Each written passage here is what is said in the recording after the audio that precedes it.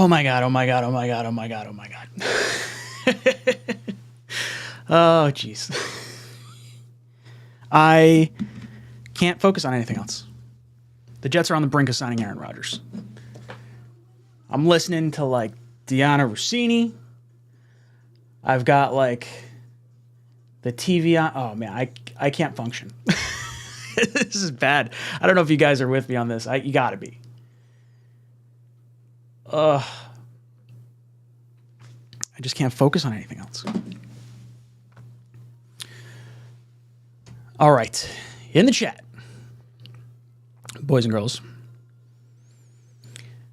will Ryan be having a happy beer or are we having a sad beer? Got some Newburgh Brewery beers right there. I can't sleep. I had the worst night's sleep I could possibly have. I'm checking my phone constantly. Ugh. All right, let's pull up the Rossini tweet, and we'll just go through that real quick while we're starting to get people in here. All right, where is it? All right, so this is what we woke up to today. In the wake of an extensive in-person meeting between Aaron Rodgers and the New York Jets brass, including owner Woody Johnson, there's optimism in the Jets organization that they are on the brink of landing the future Hall of Fame quarterback, sources close to the situation tell ESPN.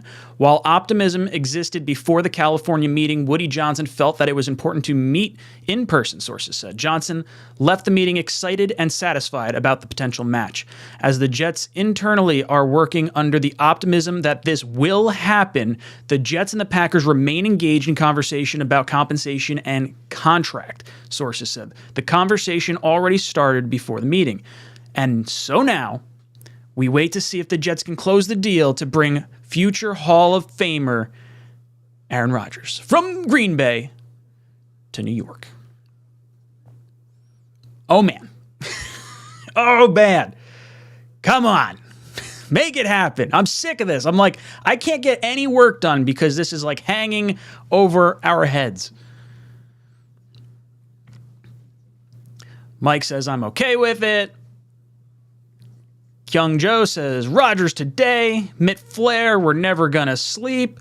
James says, I just need it to happen. Green and White Militia. Ryan, this shit is driving me nuts. The first 2 hours of my shift have been driving and refreshing Twitter on my way to go jet a sewage line. Dude, I was supposed to have an interview with someone that I was looking to hire for my job this morning. I got to my job at 8:30. The guy was supposed to meet me there at 9. And I'm like freaking out as this news is happening.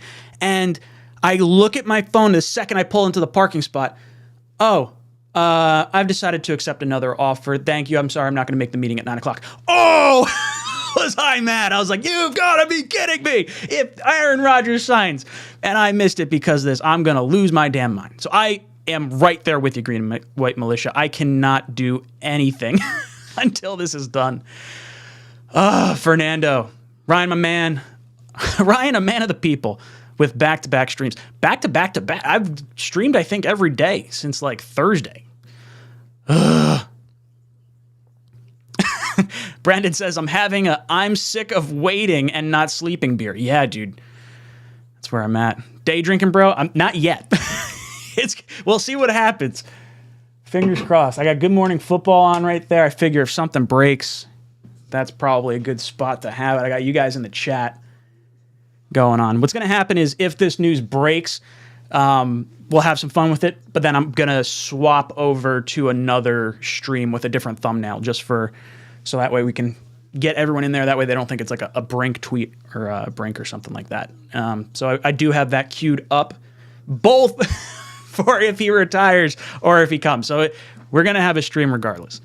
But holy hell, if this happens, you guys will see my reaction. I hope it happens.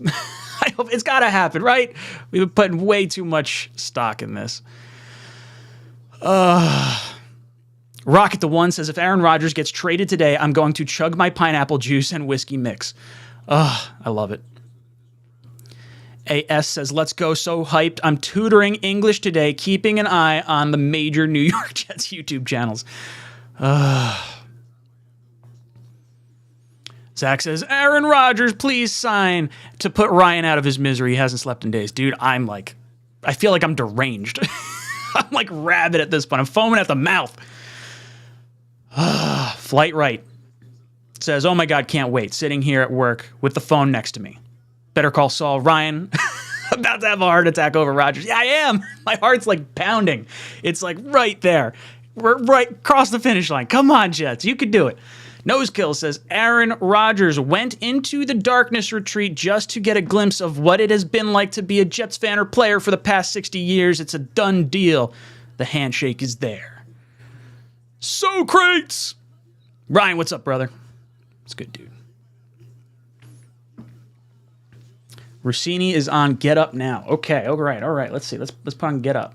Let's see what's going on over there.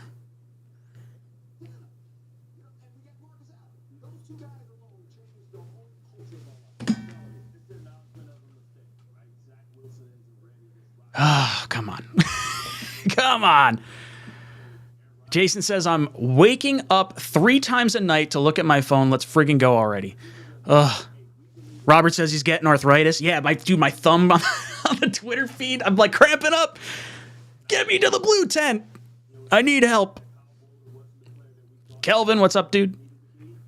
Steve Aquatics says, will the Jets try to acquire Rodgers' favorite receiver from Las Vegas? I think it's possible. I wouldn't say it's likely because I feel like the Raiders gave up a lot of picks to get him. I would be a little surprised if they moved him after the 2 years, but he does have a bonus due. I think it's next week. Or this week? Next week? I think it's next week. Moose City! Announce him! I know. I can't take this anymore. Rob Anderson, I've been refreshing my page every 10 minutes. That's way too long in between refreshes. Like, every minute feels like an hour right now, and it's excruciating.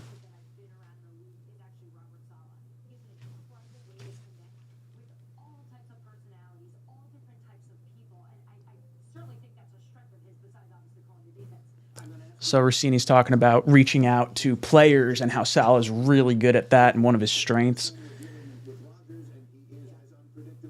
Oh, God. If there's one quarterback that could really screw us and say, I'm just going to retire, it's Aaron Rodgers. He would love the attention of I stepped away from $110 million. I'm willing to retire, Packer. I'm going to pass the torch. Please no. Come on, just sign it. Daniel Murphy says, where is this on the brink coming from? I missed something. Yeah, so Deanna Rossini tweeted this morning that the Jets are on the brink of trading for Aaron Rodgers. There's a lot of optimism within the Jets facility. So, I mean, maybe that's just getting people jazzed up to be on ESPN, but it worked. I'm jazzed up. And now I'm here and I can't do any work until it gets done. Big Frank says, 3 words, jumping the gun. No, on the brink. That is the report that's coming out right now. Chris says, let's hope we bring it home. Not like when we were on the goal line with the Steelers in the championship game. Yeah, no, I want it to all shake out the right way. History Buff says, I have a feeling, I feel the Brett Favre trade all over again, and what he will play a year with the Jets, and that he will play a year with the Jets and go to the Vikings, but I'll be okay with the same. Okay, that's work on your grammar. You're excited. Can't even type right.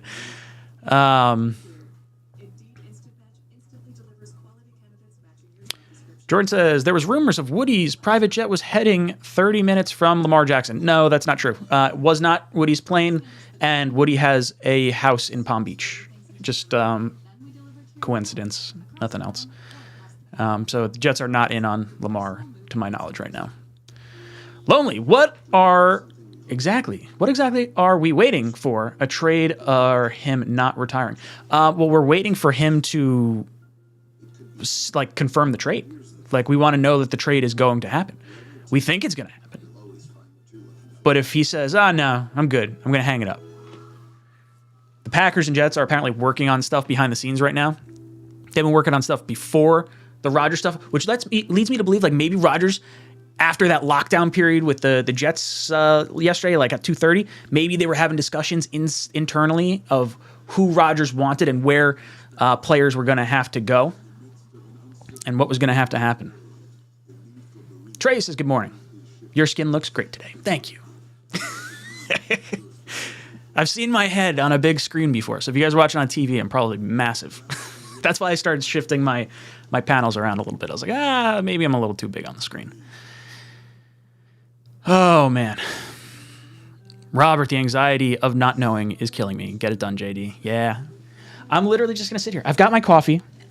I've got my TV on. Got the phone right next to me.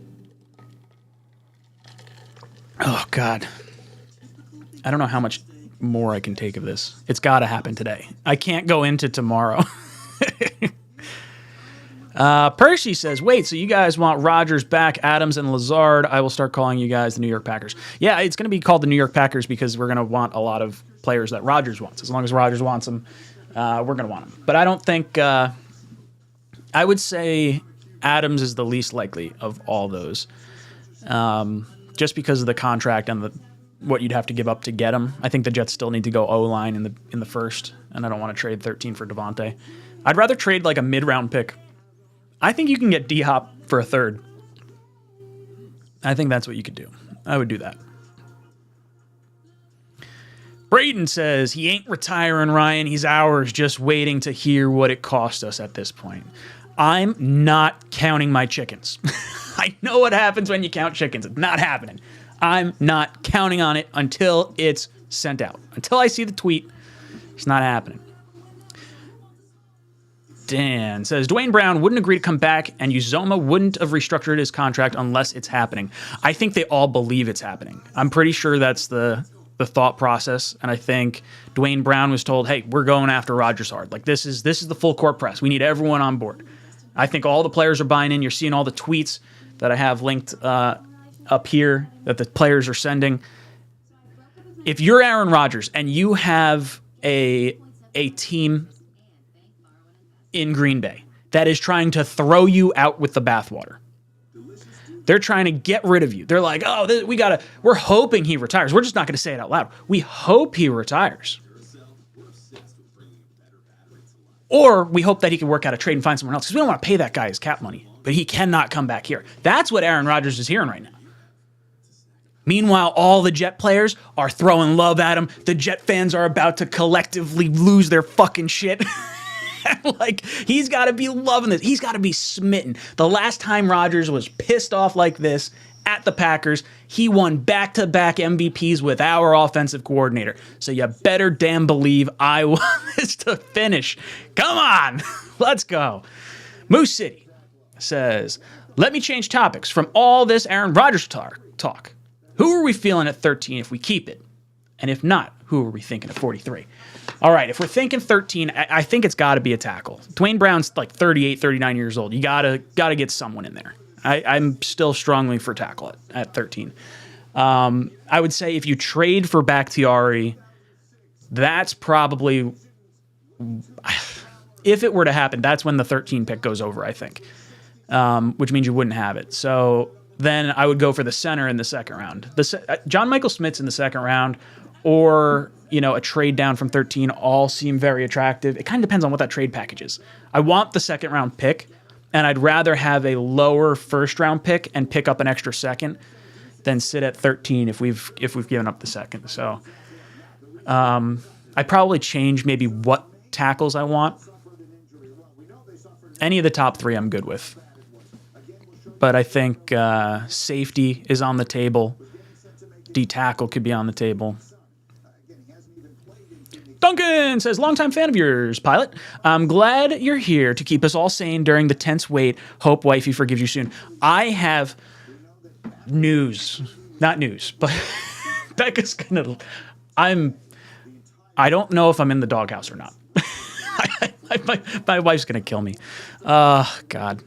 I'll let you guys know later on. Carson Byrne It's interesting. As my wife is a Packers fan and I'm a Jets fan, been a bit of an odd dynamic as there's a bit of bitterness about Jets potentially getting Rodgers. Oh, but that's cool, right? Like, so one of my best friends is a Jet fan, and his wife is a Green Bay Packer fan. Specifically, I think more of an Aaron Rodgers fan. So, like, I know they're hoping for Aaron Rodgers because it's fun, right? Like, she always roots for the Jets because he's a Jet fan. But to see Rodgers go to New York and then, like, have that wombo combo, like, Wonder Twin powers activate. Yeah. Oh, discount double check.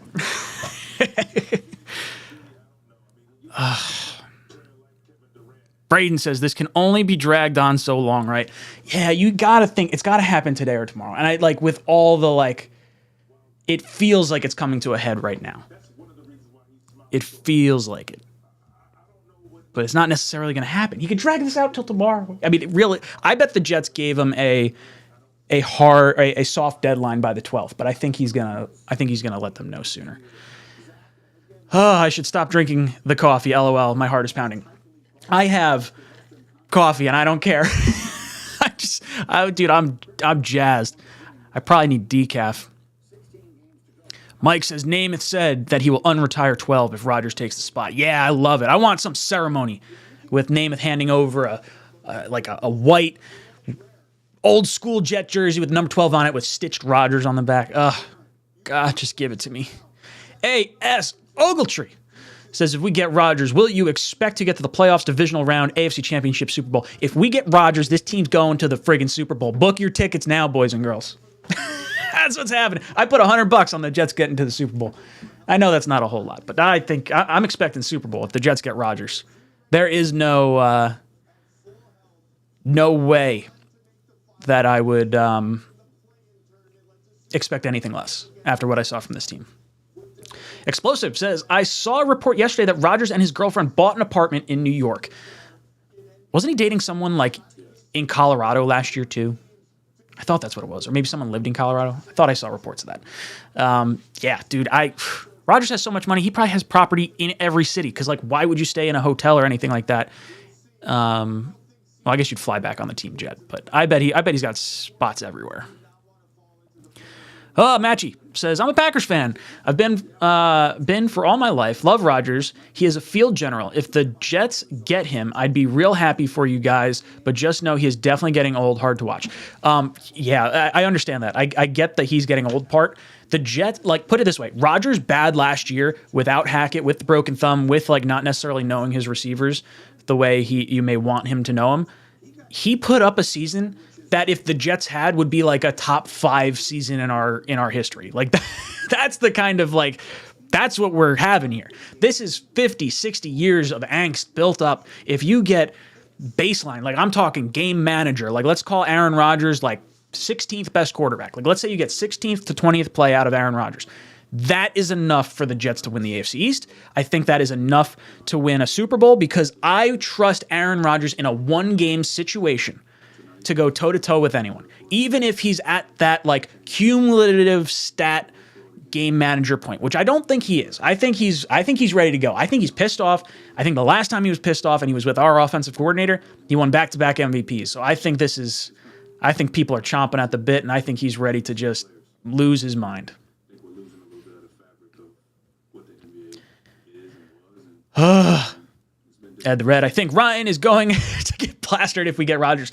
I have something at 1. So from 1 o'clock to 1:30 is going to be the only dark period that you're going to have me not here for. So that is the only thing I have a commitment for.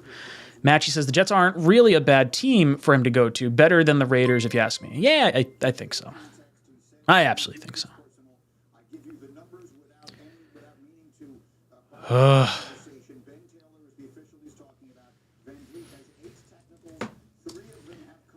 God, I just want news. I just want news.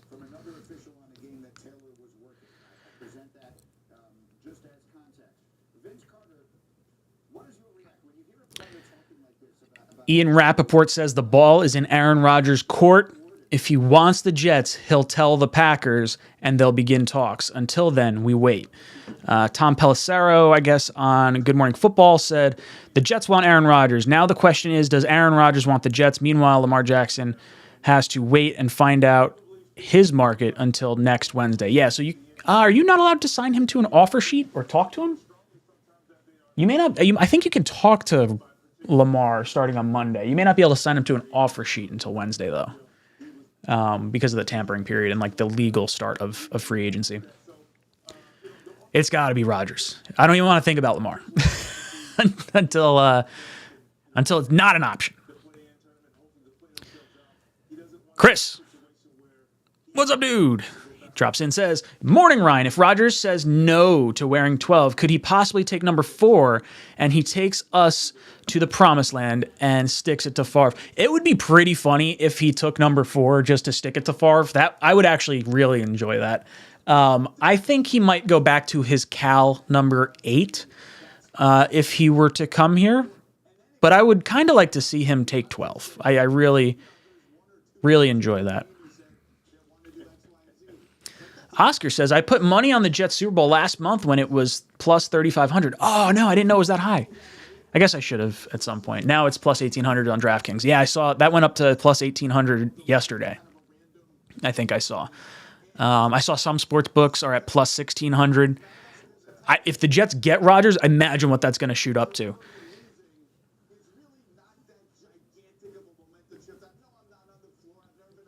Charles says Rodgers' ego is growing with all the love from us Jet fans. Yup. Smother him with love. Come on, Rodgers. Make the decision. Drop the tweet. Dylan says 7 wins and relevant in December with 3 different quarterbacks last season. Imagine the difference with Rodgers. Instant contenders. Absolutely. I think if you added Rodgers to what our team was last year and you got baseline level play out of him, you're talking like probably a 13-win season. I fully believe you beat the Patriots twice. You probably beat the Bills the second time, the Lions, the Vikings. That puts you to 12 wins right there. And I'm sure I'm missing something. Maybe the Jaguars game or something like that.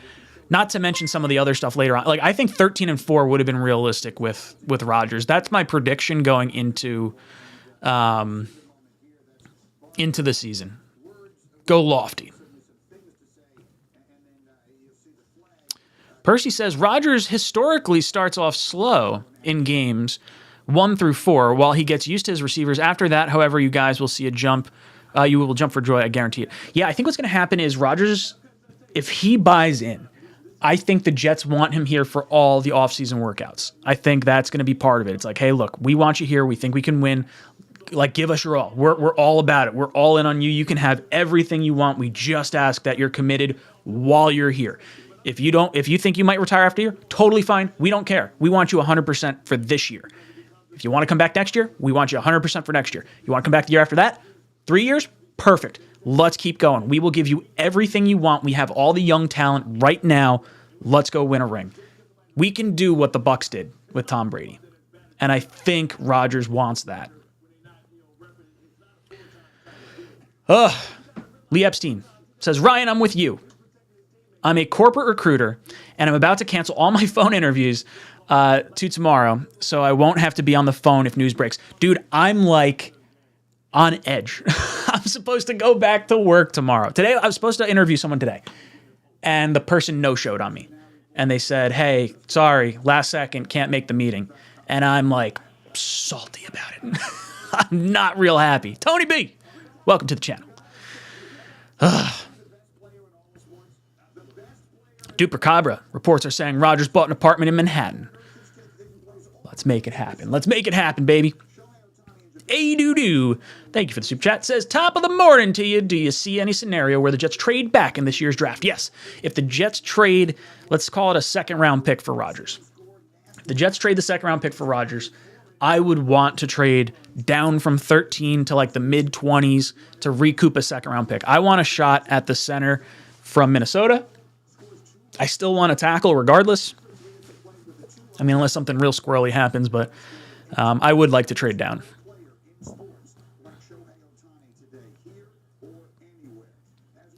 Mike says, Rodgers skipping preseason seemed to cause him to play pretty poorly last season. Do you expect him to play preseason games when he is a Jet? So I want Rodgers through all the team activities and voluntary workouts. And like, I want him all in with our receivers right now because like that's our goal. We're winning.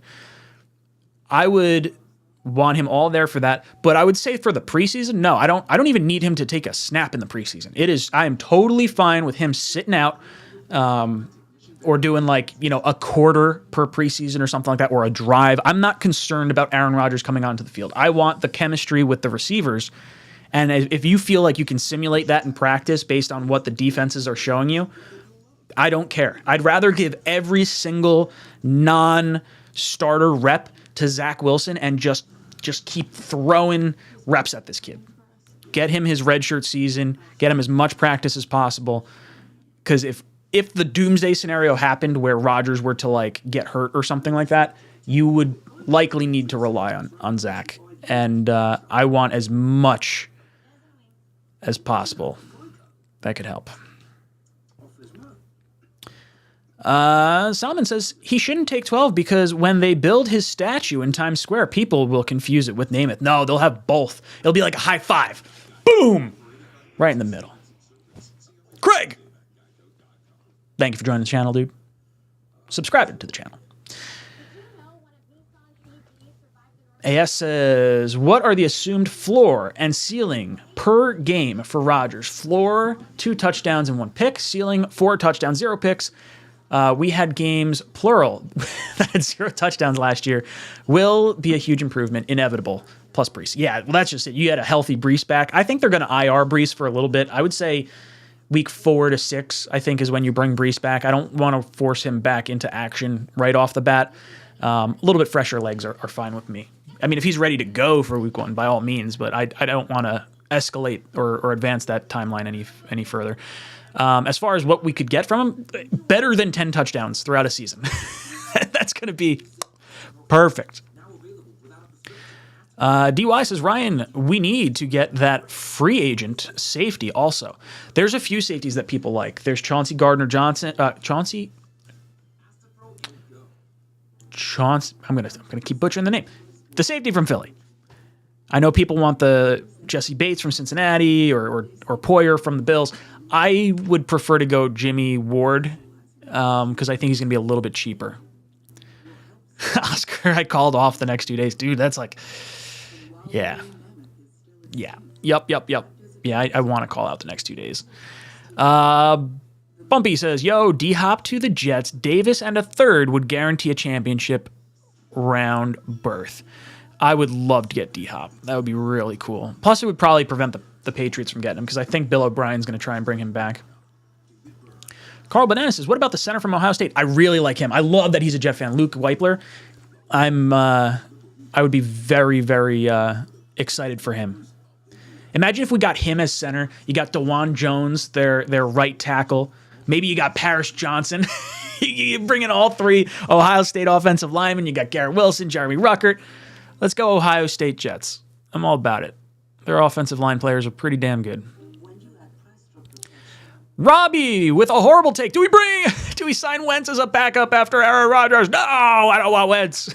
Robert, no. Let Wentz go elsewhere. If I were Wentz, I would go to Arizona. That would be my thought process because it's only going to be a 1-year deal. You're going to start because Kyler's not playing at least half the year. That's where I would go. Not to mention, I do think there's the off shot that Arizona trades Kyler after the season this year. So maybe Wentz maybe he thinks he might be able to have a shot at a long-term deal there. Dennis says, I want us to get Dalton Schultz, add him with Aaron Rodgers and the weapons we have on the offense. Now we'll be unstoppable. Caesar! Welcome aboard. No, I don't want Dalton Schultz. Time to get him would have been last year without the franchise tag. We have 2 guys now. We got Uzomah, you got Conklin, you got Rucker. I'm kind of out on the tight end stuff now that we restructured Uzomah.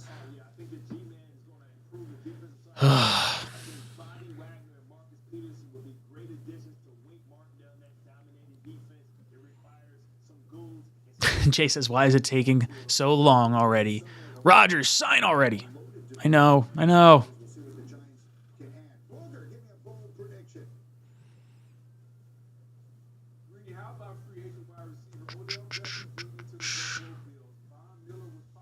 King Choice says, no more bargain bin shopping for players that are cheaper. Let's go for it. Yeah, oh, absolutely. If you get Rodgers, screw the cap space. I don't care what the cap space is in 2025 and 2026. If you think you can go all in and get a ring, you need to look at the NFL as 2 and 3 year windows. That is what we have with Sauce, with Brees, with AVT, with Elijah Moore. All these guys are so young and hungry. You gotta win with Rodgers now. Push all the chips into the table these next 2 years. If you can get it where the cap hits don't affect you in 2025 and 2026, aside from like the Rodgers contract, perfect. But I'm not going to be concerned about any cap space issues. You go for it all when you have the opportunity. These opportunities don't come around often. Cena Leb, welcome aboard. He's dating the owners of the Bucks' daughter. Yeah, it's actually a childhood friend of mine works for the company. He actually sees the owner around a lot. I was talking to him the other day about it. J Mart says, I think it's funny everyone is talking championship. How about we make the playoffs first? No. The expectation is to go championship. With Aaron Rodgers, if your baseline is playoffs, you should have signed Carr. Like, I'm sorry. If you need to be able to get the to at least be thinking championship. That's the conversation that needs to be going on at One Jets Drive. Like, here's how we get there. This is what we need to do. I understand why I talk playoffs, but like, I definitely I'm not on that same wavelength. Duke Copper says, we don't need a top-tier safety. This defense is all about the line up front. Yeah, I don't want to spend big on safety. I like the idea of Jimmy Ward on a little bit of a cheaper contract. Adrian Amos. Would the Cowboys really trade for DeAndre Hopkins? Is that like... That feels kind of weird to do.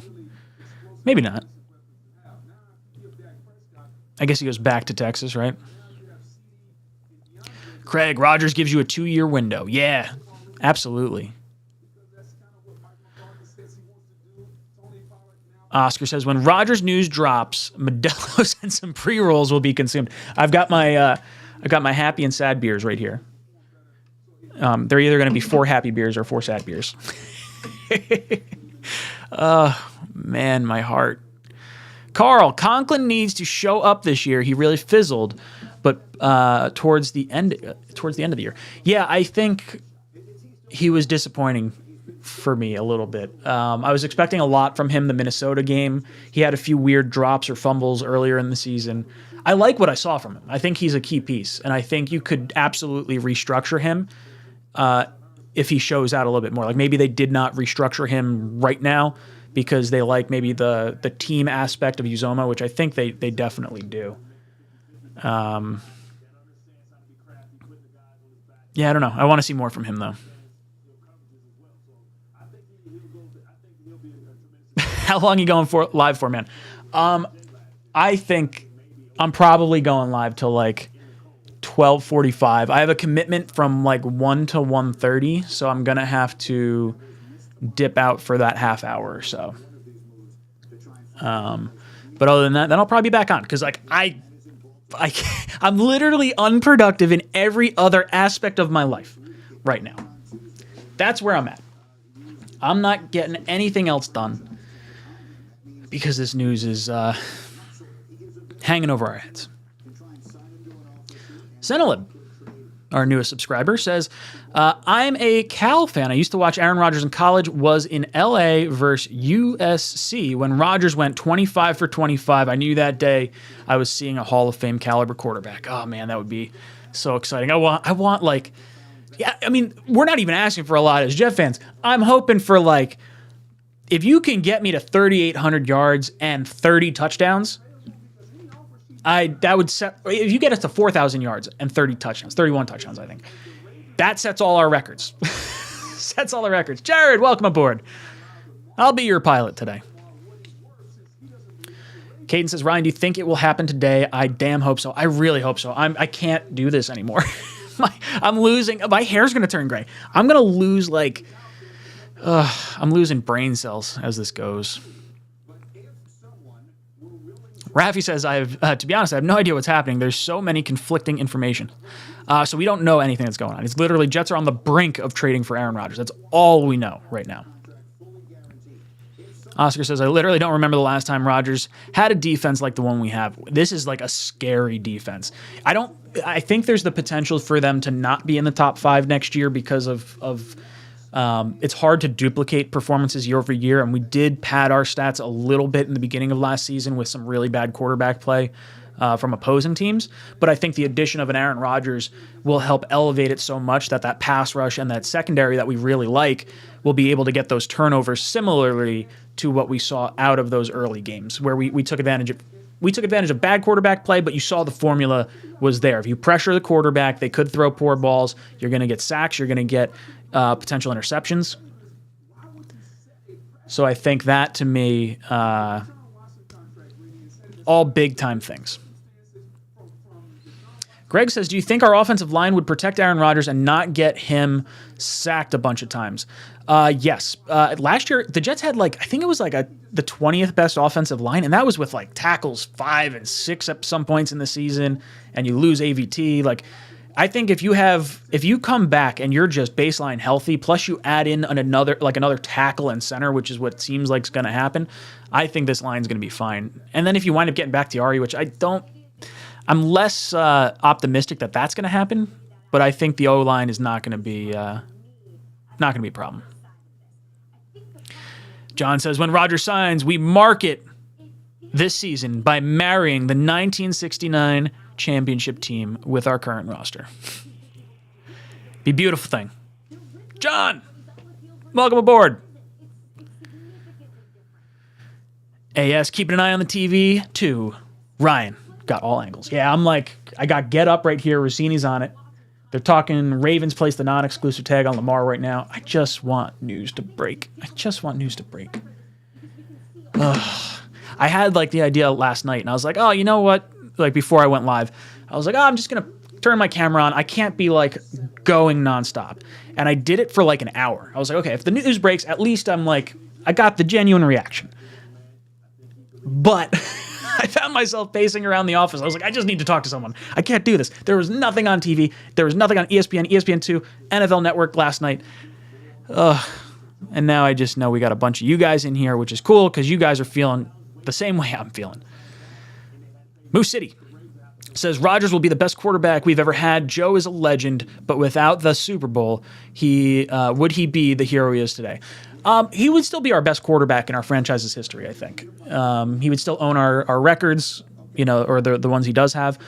And I think if you extrapolate out Namath's career to a 17-game season, I mean, you're talking a lot of yards. You're talking probably close to 5,000 yards at that point.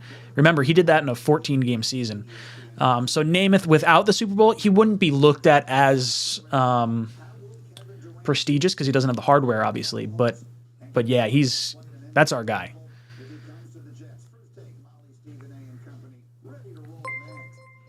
Hey, Michael!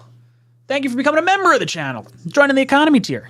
You got some cool emojis for doing that. Much appreciated. Members that are in the chat, if you guys want to drop some JETS in the chat for Michael.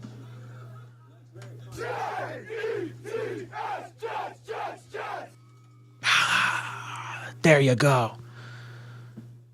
The crowd goes wild. Ryan, is it unprofessional that I've rescheduled appointments this morning so I can sit here and wait on news? No, it's not. Dude, I had a guy no-show on me on an appointment I was supposed to have this morning. Angel, welcome aboard. I'll be your pilot today. Oh, I should get one of those dings. She had the pilot ding. The ding, this is your captain speaking. Welcome aboard. Oh, I could definitely do that. I can make that happen. Rafi says, what should we expect from AVT, Brees, and Mackay for next year? Personally, I'd rather not have the future plans rely on a team getting healthy because we can't seem to stay healthy. Yeah, well, the nice thing about the Brees thing is ACLs are not what they used to be. And I like Carter and Bam. So, even if Brees, worst case scenario, just could not go, I think, we have a starting caliber stable of backs, regardless. And just getting anything from Brees is amazing. This guy's a freak talent. As far as AVT, I think he's going to be healthy. That's not like, because he tore was it his pec that he tore, or it was a bicep or something? Shoulder? I don't remember what it was. That I'm not as concerned about. I feel like offensive linemen don't necessarily get that type of injury all the time. Mackay, I can't bank on. I think you pencil him in as right tackle for optics reasons, and then you have him compete for it with Max Mitchell sitting behind it. But I think he goes into camp as the starter, and then he'd have to play poorly to lose the starting role or get hurt. And hopefully that's not the case. John says, Packers fan here. Aaron has had a top 10 defense once in his career, and that year he won a Super Bowl. I didn't know that. That's interesting because I had never. I guess I don't really look at Green Bay's defensive rankings, which feels weird because it feels like they're always trying to surround Rodgers with everything else except for the offensive weapons aside from Christian Watson last year. And I get the allocation of resources. It's okay, Aaron Rodgers is so good, you can rely on resources elsewhere to help build the team, and he can elevate the people on the team. But man, I think he would love the idea of a team just bowing down to him, saying, you get the keys to the offense. What do you want to happen? We'll make it happen. We believe we are Super Bowl ready. Jennifer says, I wish I could see faces in Boston with the news of us getting Rodgers breaks. I want to bottle up all the New England Patriot tears and just maybe we'll ferment them. We'll turn them into a nice little beer. I think we should do that. We are going to be one friggin' obnoxious fan base. If the Jets get Rodgers, our division's going to hate us. I hope so. Johnny says, what amount of compensation to the Packers would make you not happy about getting Rodgers? I don't think there's...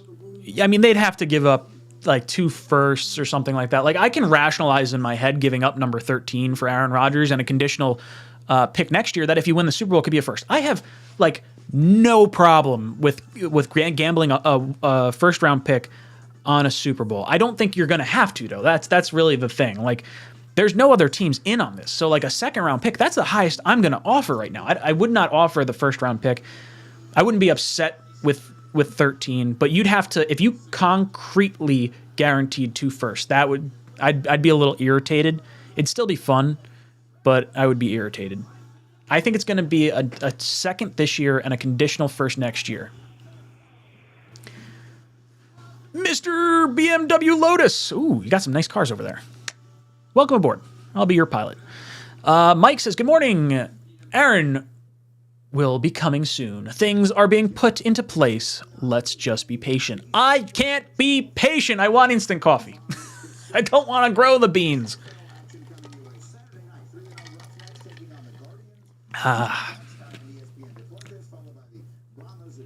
Oh man, Eddie says Jets are 1,600 to 1 to win the Super Bowl now. Odds are getting better, boys and girls. If the Jets get Rodgers, I wonder if that jumps up to plus 1,200 or plus 1,000. R&R says, I love that Sauce has his cheese head on. It's bananas. Ooh, do I have my banana? I think I got my banana. Where's my banana? Boom! It's bananas. I got animations for everything. That's not true.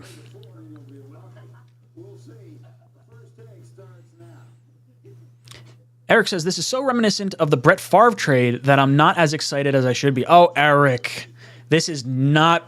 it's reminiscent of the Favre trade, but this energy is so different compared to the Favre energy.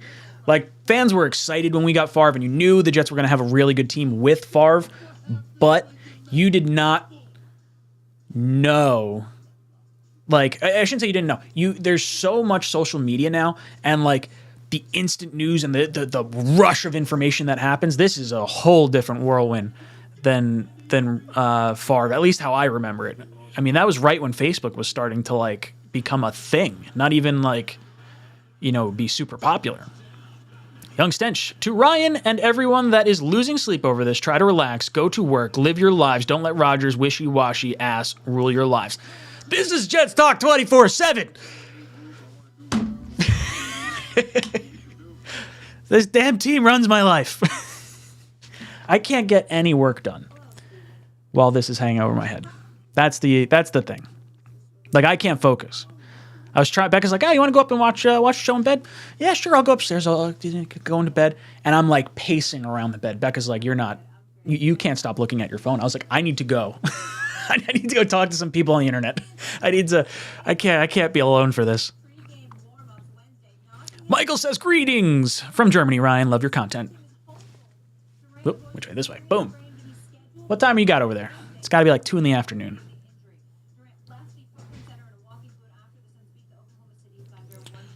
Rico says, if a complete clueless dolt like Mike McCagnon mortgaged the future by signing washed-up hacks like Jermaine Johnson, Spencer Long, and Le'Veon Bell, I have no problem with Joe Douglas going for it. Yeah, well, that's the thing, too. Like, we signed those players because we were drafting poorly. We are drafting well right now, and you don't have to worry quite so much.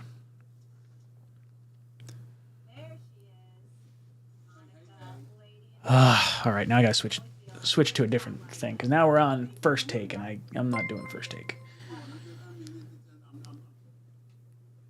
But is Good Morning Football now, or is this later? Is this live? I hope it's live. Staying on. I need something to look at. Oh, man. Christopher! Welcome aboard, dude.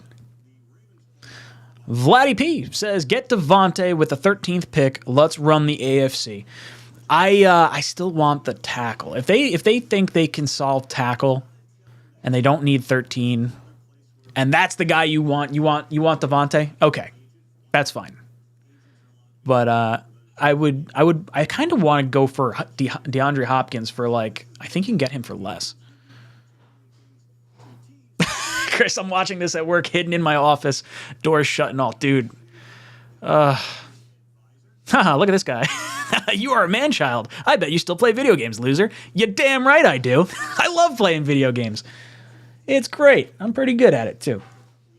Oh, Mr. BMW Lotus. You and your little complex you got going on over there. Had to buy a really nice car. To make yourself feel good about that little thing you're packing between your thighs. You cannot rain on my parade, dude. It is all right.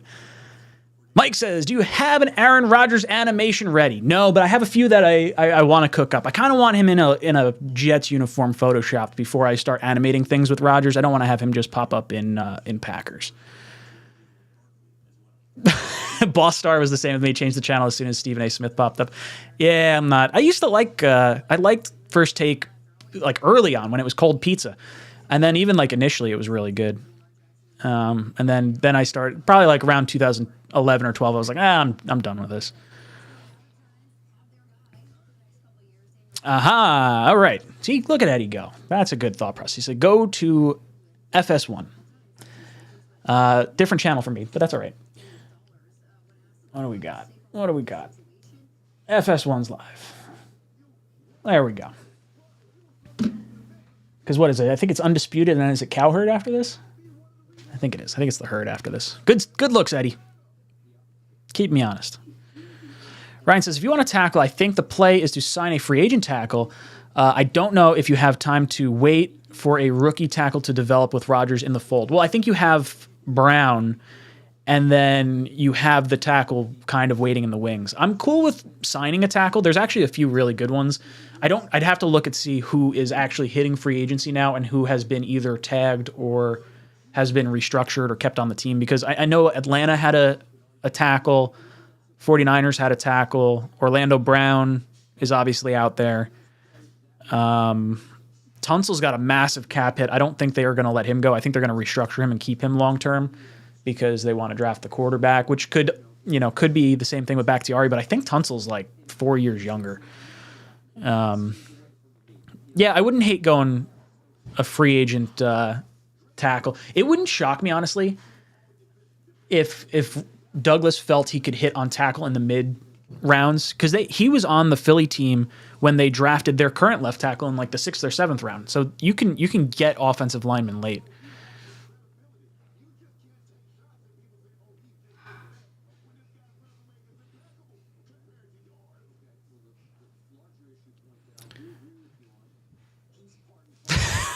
Ryan just dismantled that viewer. Didn't know he was capable of that. Oh, dude, I have bottled up all my angst and like fiery words because the Jets have sucked. I haven't been able to talk shit for 5 years. I'm ready to talk shit.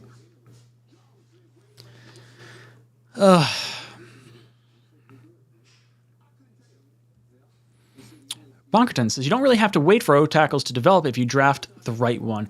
Yeah, I mean, there's definitely a lag period in where they come on quite so fast. Because, like, I mean, I guess Becton kind of got the jump. He was really good pretty quickly. Where, you know, Andrew Thomas, the Giants tackle, who was taken that same year, it took like a year, 2 years before he started coming into his own. Now he's really good.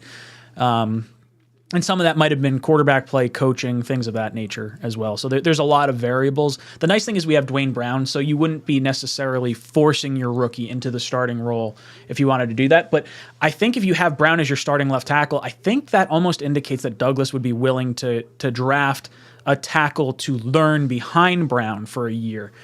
So maybe that implies like a second or third round tackle instead of the first round tackle. Because I really think safety is going to be on our list high up at number 13, especially if you could trade down. There's a lot of players, like when you're talking linebackers, safeties, guards, centers, those are the positions that the Jets are really looking to go for. And that like second through fourth round is where you get all those guys. Like we don't need the corner.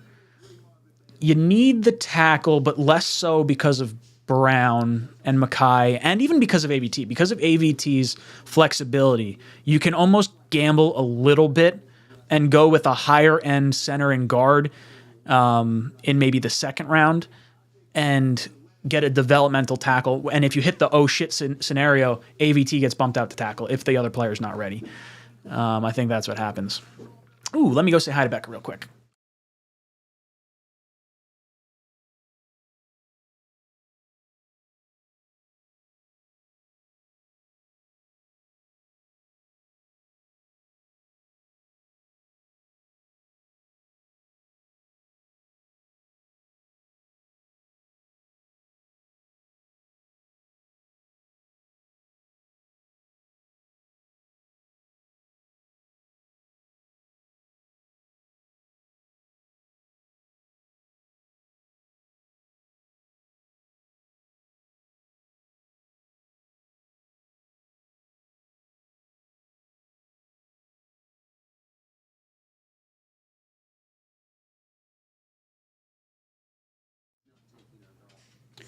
Come on in, Bobby. No? Yeah. My co-pilot doesn't want to play with me. I got the teddy bear instead. Teddy bear's in the background. Ugh. Mario says, wow, waking up with Ryan. This is personal. You will definitely be in every home game, brother. I am proud of you. Every home. I don't know if I'll go to every home game. I love watching from home. I love doing the post games from home. I love the on TV experience. I'm definitely going. I want to go to week 1.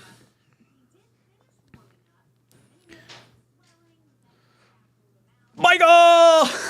Thank you so much for the super chat, dude. Michael says, exciting times. Can't wait till the actual announcement, right?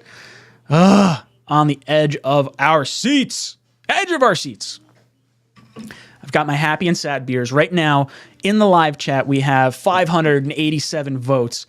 85% of you think it's going to be a happy beer. 15% of you think it's going to be a sad beer. I would bet that mother trucker that was in this chat before made a few accounts just so he can vote no a few times. Either way, don't care. He had to subscribe to talk in the chat. Nicholas!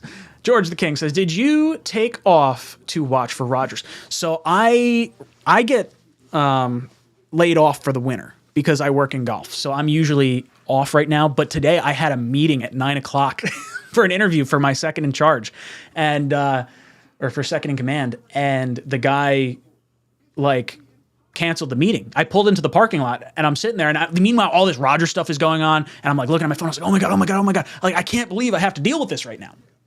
I do have a commitment at 1 o'clock. So at 1 o'clock, I do have to hop off for like a half hour, 40 minutes or so. I'll say 12:30, 12:45 is when I'll hop off, just so I'm prepared for that other meeting. But then I'll probably hop right back on because I'm literally, I can't do anything. I cannot focus on anything else. Can't do it. Let me know if you guys are feeling the same way, because I'm just like unable to do anything else today. Jared says, if they keep 13, Broderick Jones can slot in and start day one. Do not think Skoronski will be there. Yeah, I would. Broderick Jones is the one that I kind of keep leaning to. I like the SEC background. I like that they compare him to DeBrickashaw Ferguson from like a size perspective. That would be my pick, I think, is Broderick Jones. And plus, he only started for 2 years, so there's like some mysterious kind of upside as well. Like he's good enough to be considered a top, 15 pick with some more upside as well. John says, Jordan Love to the Jets in 2038.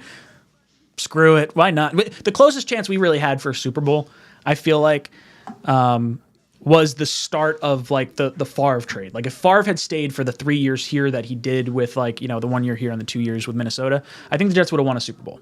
I think if you plug in Brett Favre in place of Mark Sanchez for those 2 years, the Jets win a Super Bowl, especially the second year from Favre in Minnesota. Or the second year after Favre left Green Bay, the first year in Minnesota. That first year we went to the championship game, I think we would have won. I'm all about it though. Jets Best says, how did we overrate Jamal if he was good enough for 2 first-round picks? I guess that's fair, right? Like, I think the selection at the time of when Jamal was made, there wasn't necessarily a lock as far as Watson or Mahomes to be like the guy.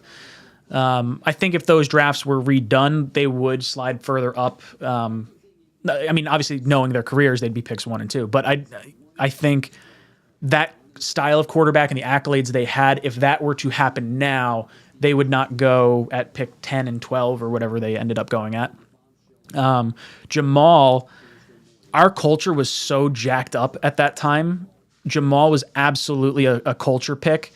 And Jamal's biggest issue and fans' biggest issue with Jamal is that he was not Deshaun Watson and he was not Patrick Mahomes, and the Jets passed on him. Bills fans got to be like, Bills fans almost probably wanted to jump off a bridge through like 2 years of Josh Allen because they traded the pick that became Patrick Mahomes. But now they got their quarterback, so they're happy. Duncan says, we need to temporarily suspend the Jet hitting the Green Bay logo until after the trade is official. No bad juju. Unfortunately, the whole thing is one long animation that I made like 4 years ago. I don't even know if I have like the project file anymore to update it. I hope I do, so that way I can change some of the logos. Like I still have the Redskin logo in there. I put the LA Rams logo going like the wrong way because I thought it looked better moving that way. It looked like it should be moving the other way. I guess I could have just switched which direction it came from, but whatever. Nick says, waiting for my Girl Scout cookie delivery I ordered from my grandniece. The big question, what comes first, the cookies or the news concerning Aaron Rodgers? I hope the cookies. So that way you get to enjoy them as you listen to this stream about how we got Aaron Rodgers. That's the hope, right? I'm a Thin Mint guy myself. Big Thin Mint guy.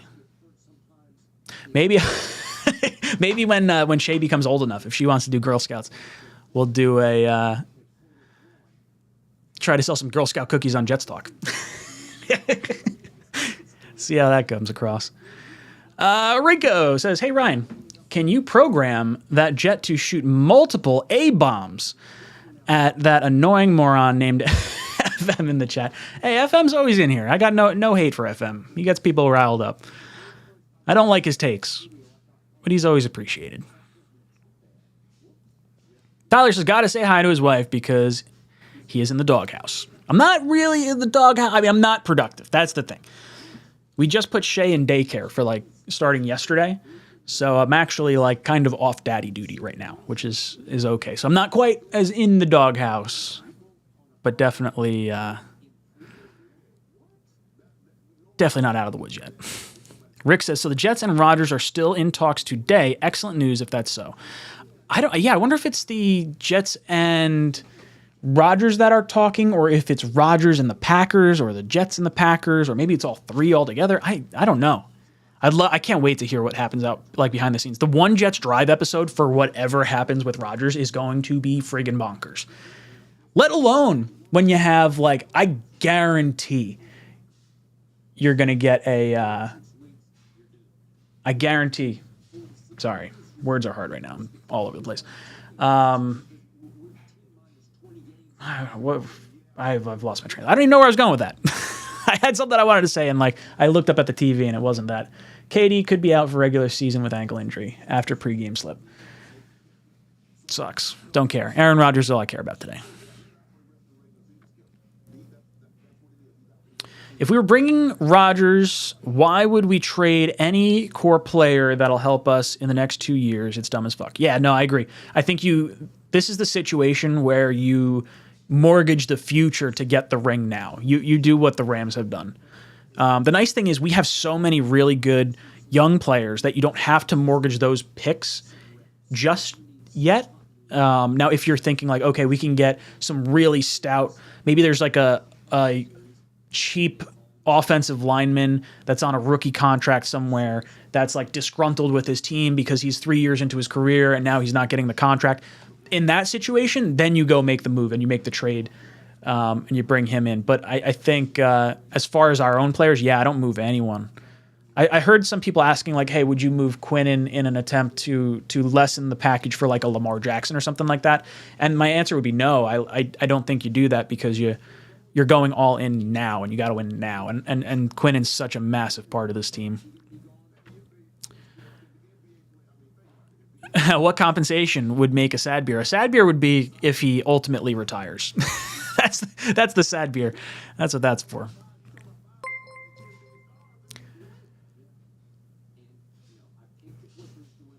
Jen says, I feel so goddamn the same, like the same person.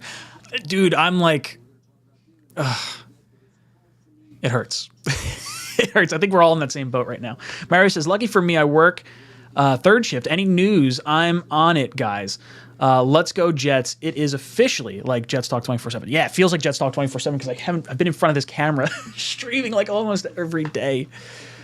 Oh, damn.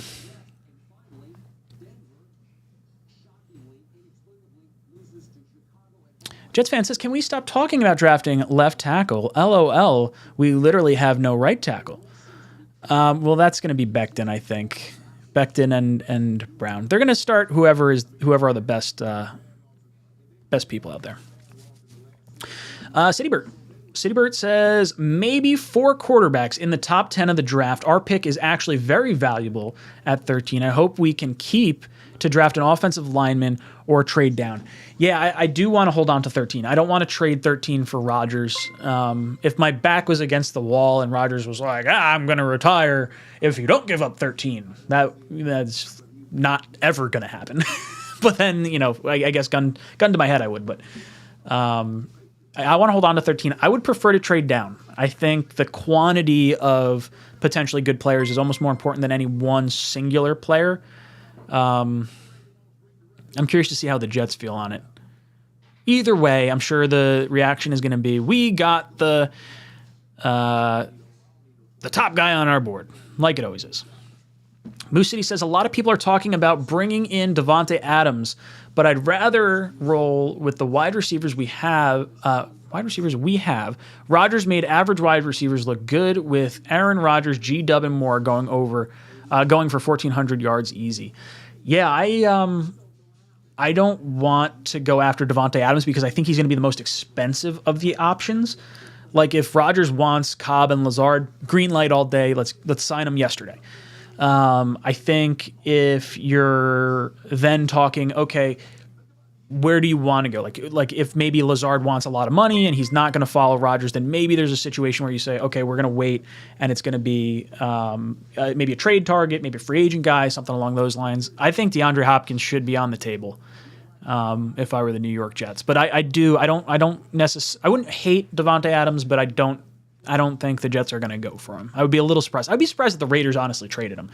You give up all those picks 1 year ago to do it, and then you sign Carr to a sham deal, and you sabotage the whole thing this year. It feels weird for me. CityBert says, when would we sign Quinnen early? Sets a bad precedent. Yeah, or why would we sign Quinnen early? We're not going to sign Quinnen early. I don't think we sign Quinnen until training camp. I think that's what happens because you have guys like Sauce and Brees and AVT and Garrett Wilson and all these young players that are going to be up for contracts. And if you start giving out big money right off the bat without really having strong discussions, all these players are going to do the same thing. I would. I mean, it's only good business to do that. I think you set a precedent with Quinnen. You say, hey, look, this is what you got to do. Now, I think he's played well enough to not risk him going into just playing on his 5th year. And if I were Quinnen, him and his agent understand the Jets own his rights at $17 million a year for the next 3 years. That's the average because it's 9.5 this year, 18 next year, 23 the year after that. And if you average it all together, he's making $17 million a year over these next 3 years. If I'm the Jets, I think you probably start negotiations, say like, hey, look, what are you looking for? Like we want to pay you fairly. And if he says, I want $25 million, be like, hey, look, Quinnen, we got you for 17. You know we got you for 17. Let's make you the second highest paid guy. Let's give you more money, more guarantees than Chris Jones, than Leonard Williams, and all those guys. $22 million a year. Sign on the dotted line. Let's go win a Super Bowl.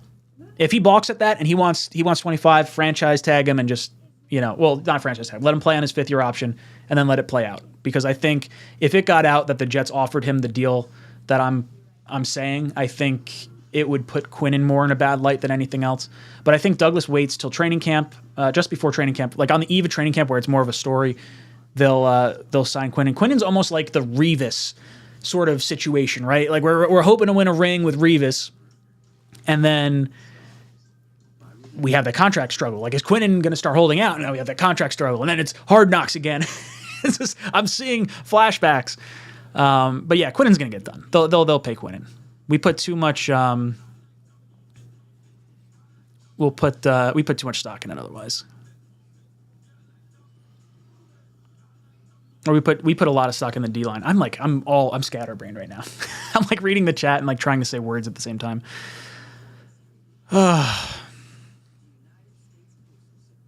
Moose City. Do you think if Rodgers comes, some of the free agents that we will be losing will take a pay cut to stay with the team? Yeah, I do. I think that's why the Jets haven't really tried to, it doesn't seem like the Jets have tried to work with Rankins or Quincy or any of those guys yet. I think it's holding formation. It's like, hey, let's see what we get in Rodgers. Who on this team buys in for a Super Bowl? You want to get paid, top dollar? No problem. Go elsewhere. That's fine. We'll find someone else. We want guys in here right now with the Jets that want to win now. We want everyone all in on a Super Bowl. If that's not your mentality right now, I'm sorry. It's just not going to work out. You make your money. No hard feelings whatsoever. I completely understand people getting their own, but I do think we'll have players and free agents come to us a little bit cheaper because of Rodgers. John says DJ Shark over Corey Davis. Yeah, I'd be surprised if Corey's here next year. I think he could be included in a trade to Green Bay, where they basically just secure him for $10.5 million for 1 year, let him play in a contract year with their quarterback in Jordan Love. I think that would make a lot of sense. Ryan Ward asked, would you keep Corey Davis if he's willing to restructure? If Aaron wants him, yes. If he's willing to restructure, I would say no. If Rodgers doesn't want him, I feel like you can upgrade that position. Sean says, Packers fans really think they'll possibly get 2 firsts for Rodgers plus cap space eaten up because the Jets are so desperate they don't know Joe Douglas. They're going to be really upset with what the compensation is going to be, I think. Joe Douglas is a cold-blooded fiend. He does not lose trades. Look at the Jamal Adams, the Sam Darnold, the McClendon, the Cashman, Avery Williamson, I think. I think we cut Bell. You just look at all the trades we've made with Douglas, and I trust him to not get fleeced. Eddie McGuire says, Quinnen wants to be here. It will get done 100%. Yeah, and it seemed like from his press conference too, he says it's not necessarily about the money. He's like, I just want to be paid what I feel like is is fair compensation. And I think if the Jets go to him and say $22 million a year, second highest paid, like, hey, look, Aaron Donald's one of one. We hope that's where you're at. Let's get you a deal that's going to, be that $22 million a year. Maybe it's a 3-year Band-Aid deal, something like that, so that way he can hit free agency again, because I think he's 24. So if he hits free agency again at 27, he'll still get a monster deal, and then that at that point will probably be closer to the Aaron Donald deal. So I think Quinnen would be happy with a shorter term deal. I think it'll be a 3-year contract for Quinnen, and it'll probably wind up being like a 5-year deal for Quinnen, with actually it being 3 years, and you're stretching out some cap space to with the signing bonus. For me, if that were to happen, Quinnen would go into, like, let's say year 3. He would play out that year, and then you would either extend him on his contract and renegotiate going into that 3rd year, or you're going to let him play it out and he's going to walk at the end of the year, because you wouldn't be able to franchise tag him if you put in void years. That's why the void years have become more of a popular thing. The salary cap gets spread out, and the player cannot be franchise tagged because their contract, they're not a free agent, their contract voids. So you have to be on an expiring contract to be able to get franchise tagged. But yeah, I think it gets done. Dax. Bass. Thank you.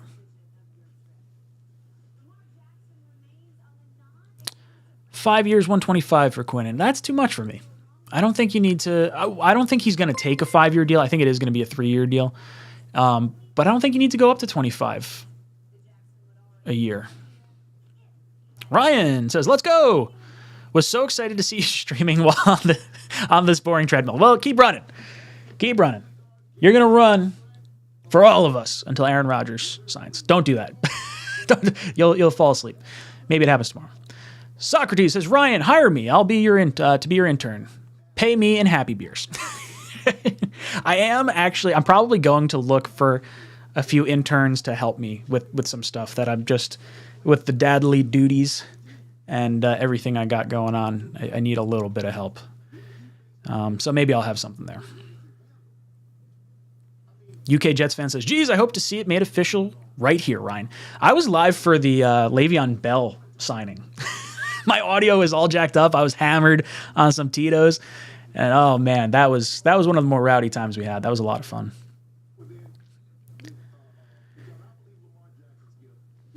Dirty old Jets fan says, I hope we keep Lawson and Mosley. I would really like to. I don't like for Mosley. I think it's likely. I think you're probably going to restructure him if you get Rodgers and you free up the cap space and you say, hey, look, we want to bring back the linebackers. If they're here to win and Quincy's here to win, let's go do it. I think you could also restructure him and bring in like a Tremaine Edmonds. That'd be cool. Save some cap space. Lawson's $15 million. And my issue with Lawson isn't the person, it's not the player. I think he's a really good player. I think someone's going to get a really good deal with Carl Lawson. And I wish his contract was expiring so that way we could get a comp pick for him as opposed to having to cut him. But my issue with Lawson is more so that I want to see Jermaine Johnson, Michael Clemens, and Bryce Huff get more reps. And if Jermaine Johnson, or if John Franklin Myers is still playing the outside, that would be our 4-man rotation at edge, and Lawson is just too expensive at $15 million a year to hold on to. Now, if the thought is, hey, let's move John Franklin Myers inside, let's renegotiate him, keep him for this year, next year, then you open up that 4th spot maybe for Lawson. And I would like that. I would like to see Lawson here. I think he's a good locker room guy. And I think now that he has an extra year back from the Achilles, I think he's going to hit the ground running now.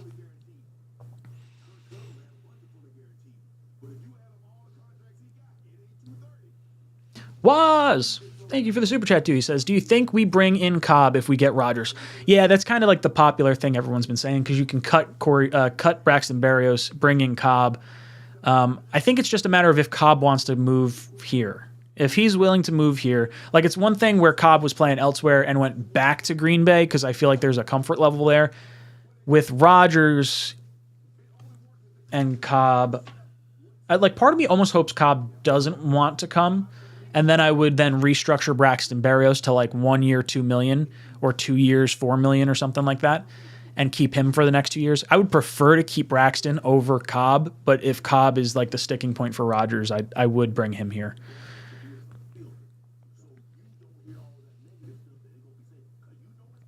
Jonathan says, the Jets have the power. Green Bay is at our mercy. I say trade 2 second-round picks no matter what for Rodgers. Keep our number 1 picks. Rodgers has them by the balls. Yeah, you might even be able to get a better deal than that because you can say, actually, that's probably what the deal will wind up working out to be, realistically, because like the chance of you getting a Super Bowl is small, and I would think if you win the Super Bowl this year, that pick does become a first. But I think the Jets are definitely making the playoffs. I think Rodgers does play a second year, which would be what that contingent pick would, I think, be on, as long as he's like on the roster by the start of the draft or something like that. And then if he were to retire after that, maybe there's like a pick that goes back to the Jets in the 2025 draft or something squirrely like that. I think you could play around with it. But yeah, I think it'll get done for a second and a conditional third that goes up to a first. Scout MP5. Welcome to the channel. Welcome aboard. I'll be your pilot today. Fitted Cloak says, what do you think about Sauce bringing Jalen Ramsey to the Knicks game? Sauce and DJ at corner, Ramsey at safety. That's scary for any offense. If you could get Jalen Ramsey to renegotiate his contract where he's not getting a massive hit to be a safety, like if you can knock that down to $10 million a year, then I'm a little more keen on it. I'd probably be more apt to go bargain bin hunting for linebackers at that point. It would be fun. I like Jalen Ramsey. Him as a safety would be interesting. That's just a lot of money to pay someone to play a new position that they haven't played before. Jimmy Ward's kind of where I'm thinking I'd like to see the Jets go. Someone who's going to be real cheap, knows Robert Saleh, got moved to nickel corner last year, wants to play safety. That's what I want to see. Ryan, who do you want us to play week 1? I want either the Pats or Giants, and it should be prime time. I could see the NFL season kicking off on a Thursday with the Jets. It always kicks off on a Thursday. But I could see the Jets, being that Thursday night game. Do a home game in New York. Oh, man. That stadium's going to be rocking. Danny! Welcome aboard, dude. Glad to have you.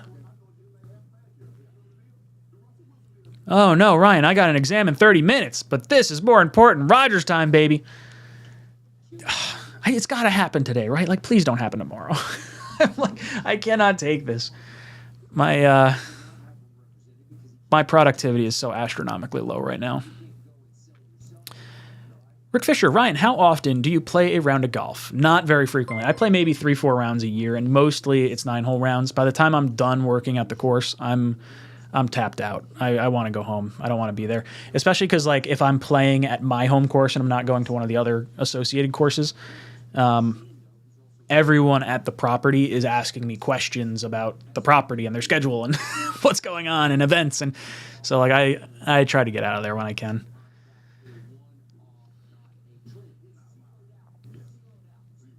Bonkerton says, I mean, even outside of this hot takes, he seems pretty unlikable, but he's a damn good quarterback. I'd love to have him, even though he's kind of a douche. Yeah, Rodgers is a douche, but a douche that wins is okay in my book. It's better than if you feel like Zach Wilson's a douche and we're not winning, I'll take the douche and the victories, please. But I like Zach. I think Zach's gonna work hard. I think this will give Zach his best opportunity to succeed in this league, and I think Rodgers is going to be everything we hope he is. Billy81, welcome aboard. It's Cola. It says, accepted the fact that this could be 50 years for Rodgers to sober up from the perk and decided what he wants to do. Yeah, maybe he's just like, he's probably chiefing on stuff in that retreat. And like he comes out and he's like smoking the peace pipe. He's like, I'm ready to play football again. And it's going to be for the Jets. Make it happen, baby. What are they talking about Lamar? Report widespread belief Lamar deal would be done if he had an agent. Yeah, I think the NFL owners want players to have agents because they have to have very difficult conversations with like, hey, this is why we don't think you're worth this much. And it's easier to have that middleman of the agent because the agent will then go tell the player that after the fact, like, hey, this is what your team honestly thinks about you. We got the deal done. Here's where it is. But like, I think there's a buffer. There's a difference in saying like, hey, look, Lamar's been injured. There's some concerns there. There's some concerns with how much money he wants based on those injuries. We want him here. We want to pay him as long as he's healthy on the field. He's getting paid the money he wants to get paid. You can, I think, I don't know why you wouldn't sign a contract similar to like the Mahomes one. And I believe, I could be wrong, but I think the Mahomes contract is like 10 years, $500 million. But it's like, I think it's if Mahomes starts the year, like if he plays game 1 this year, his 2024 salary is fully guaranteed. So you're constantly playing on like, you're always guaranteed your next year's salary as long as you play. I would do that for Lamar. I don't have an issue with that because then you're not putting the entire $500 million in escrow or $250 million that he wants to have. And it gives you enough money to move stuff around too.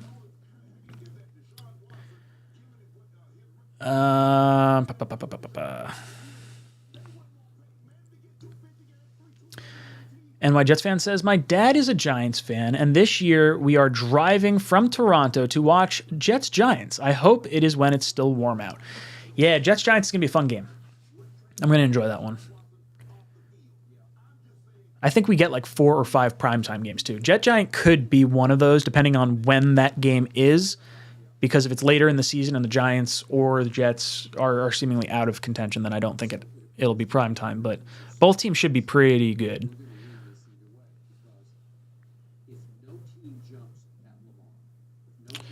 Would you agree Aaron Rodgers is second best quarterback after Mahomes and a push with Burrow?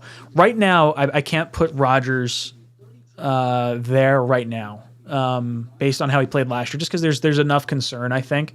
But when healthy, like 2 years ago, and the 2 MVP seasons, he's every bit as good and being able to go toe-to-toe with the best quarterbacks in this league. I would put Aaron Rodgers top 3, top 4, whatever you want to say, when he's at his best. Last year, I would put him, he probably ranked somewhere around 15 overall, roughly, last year. But I think that was not the norm. Like, I think you're going to get way more from him. And I think you can go top 10 level quarterback play. You're going to be tickled pink with that as a Jet fan. And I also think in a one-game situation, I still trust Aaron Rodgers to go toe-to-toe with Mahomes, which is really what I need to have anyway, because I believe in our defense being able to stop any other team's offense. I really do. I think our defense is really something special, and Rodgers being able to go toe-to-toe with having that defense is going to be something really special. So I think that the combination of everything might be really magical there, but we'll see. William says, Ryan, did you know that Namath was responsible for the merge of the AFC and the NFC? It was the AFL and the NFL in 1970. Yes, I did know that.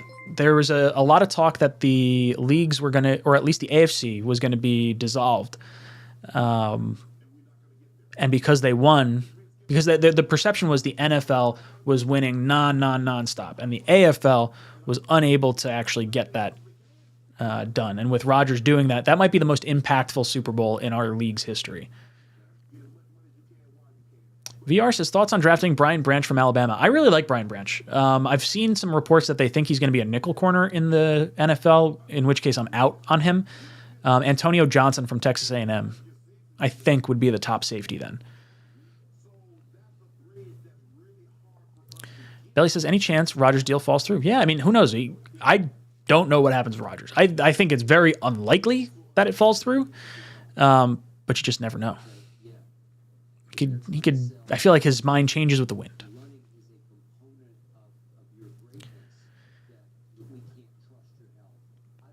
John says, Aaron is going to be a Jet. He will not retire. Nowhere will he play that he can win. And he's on my fantasy team. I grew up a Jets fan, so I'm sure this will crash and burn. Yeah, I think if Rodgers comes here, put it this way, I don't think Rodgers is going to retire, but I'm a little concerned because I think there's a real shot Brady comes out of retirement and either goes to Miami or San Francisco in September or late August. And if that's the case, then Rodgers could retire and he would have the stage by himself. And that is more concerning to me. Like, as long as Brady stays retired, I don't have any issue with Rodgers. But there's that little bit of like a, oh no, it is dancing around in the back of my head. Ryan S. drops in with Super Chat, says, things are occurring. Can't wait to watch Aaron Rodgers every Tuesday on the Pat McAfee Show. If we keep 13 this year, we need a statue of Joe Douglas on the 50-yard line. Yeah, let's replace the NFL logo with just a big old picture of Joey D's bald head. Love it. Not even the face, just, I'm talking like eyebrows up. The part we all want to kiss.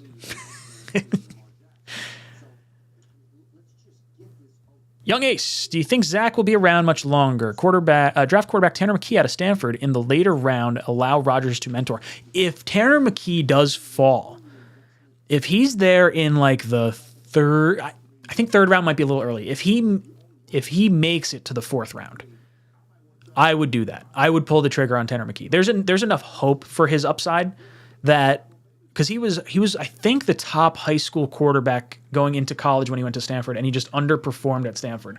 Has insane metrics. I mean, you're talking like 6'6", like just prototypical. And if you can groom him 2 years behind Rodgers, and at that point, if you draft him in the fourth round, you can at least play the game of like, oh, we need a backup quarterback. Mike White left. This is who that is. You know, we're going to try and develop both quarterbacks to the best of their ability, and we're going to go from there. I would be cool with that. But I do think Zach's here for the next 2 years, but we're going to make a decision on Zach after this season because we got to exercise his fifth-year option one way or another. Nick H says, I think the Jets want 2-year commitment from Rodgers, and he can't guarantee it. I don't think so. I think they're happy with gunning for a Super Bowl this year. If it's 1 year and the additional compensation is tied to whether or not Rodgers returns for year 2, why wouldn't you? I would give up a second-round pick if you told me, hey, the Jets can offer up a second-round pick and you could have the like top 5 odds heading into the season at a Super Bowl. Would you do that? Yes. Yes, I would. 100%. I would do that. And then if you go to the other side of that coin and you say he's only going to play 1 year, yes, I would do that. If you say, okay, he could play 2 years. All right. Well, guess what? You can get a second-round pick next year as well if he plays. Plays a third year? I don't expect him to play a third year. But I think the Jets could go to Rodgers and say, hey, look, we got these young guys on the cheap for the next 3 years. So we would love to have you for 3 years. But at the very least, what's cool is if we have him for the 2, then you can have his dead cap hit get split over 2025 and 2026, that $28 million dead cap hit, unless the Packers eat some of the contract, right now, then that lowers that a little bit. Then if you like Zach Wilson through next year, you exercise his fifth-year option, you still have Rodgers go through next year or through 2024 if he's back for that. Because then at that point, after that season, that's when you would be done with Rodgers. I think you'd probably... unless Rodgers really wanted to come back, which I don't think would be likely at that point.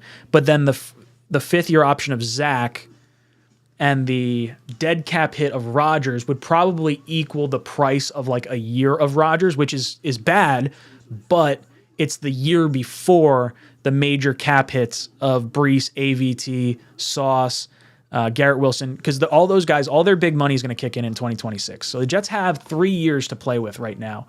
With Sauce, you got 4. Garrett Wilson, you have 4. But I think they're planning to start paying guys the money in 2026. They'll have contracts earlier than that.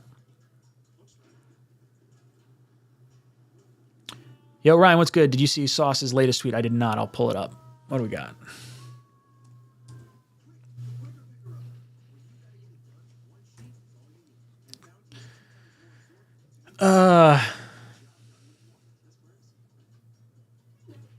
So you must be talking about his latest tweet, meaning the cheesehead thing. He'll burn the video or burn it on video.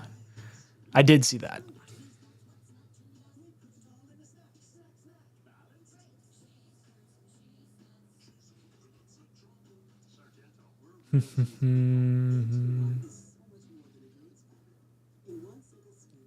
Young Ace! Thank you for the super chat, dude. He says, the absolute best Jets YouTuber out there. I appreciate you, sir. Thank you. We have a really good contingent of Jet YouTubers and content creators in general. Like all the Twitter guys, they are on top of their game. Some of their quick whips are really, really funny. Like the comments they come back with and the GIFs they post and everything. I really like Jet's Twitter and Jet's YouTube a lot. I don't know those guys on Twitter quite as much. I'm a bad Twitter guy. I've put all my focus into YouTube. It'd be nice if the Jets showed a little love to the YouTube sphere. I mean, come on. I think they did that primarily because the Twitterverse can push the Jets narrative where YouTubers might accidentally steer their narrative, and I think they view the marketing value of Twitter a lot more than maybe the YouTube side of things. But thank you. It means a lot. Put a lot of effort into the channel, and I have fun with it. I really enjoy it. The fact that I'm able to do this in any kind of capacity is a lot of fun. It's more than I could have ever asked for. Ryan S. drops in a super chat, says, do you think Aaron Rodgers and the Jets will talk about players he wants to bring in? And if so, who do you think those players are? Well, so Lazard's a free agent. Cobb is on a voided contract. So Cobb you can just get. Adrian Amos you could just get. Mason Crosby you could just get. Those were the players that were named by Rodgers specifically. Mercedes Lewis is a tight end. I would not think he's going to come. I don't know if he's a free agent though. I don't think we would bring him in. Bakhtiari is the one piece that I think Rodgers feels very comfortable with, and I don't know how you get that done unless you're trading like Brown to Green Bay and getting Bakhtiari and then taking the tackle as well. But I feel like with Brown returning, coming back to play for the Jets, that's more of an indication that maybe Bakhtiari is not coming. Yeah, I don't know. But I think the Jets and Rodgers were talking. That closed door meeting said, hey, it's happening. And then now we're waiting on okay, Rodgers, who do you want with you? Let's get our ducks in a row. Now let's go back to Green Bay. Let's figure out the trade compensation with the players you may want to come with you. I think that's probably where they're at.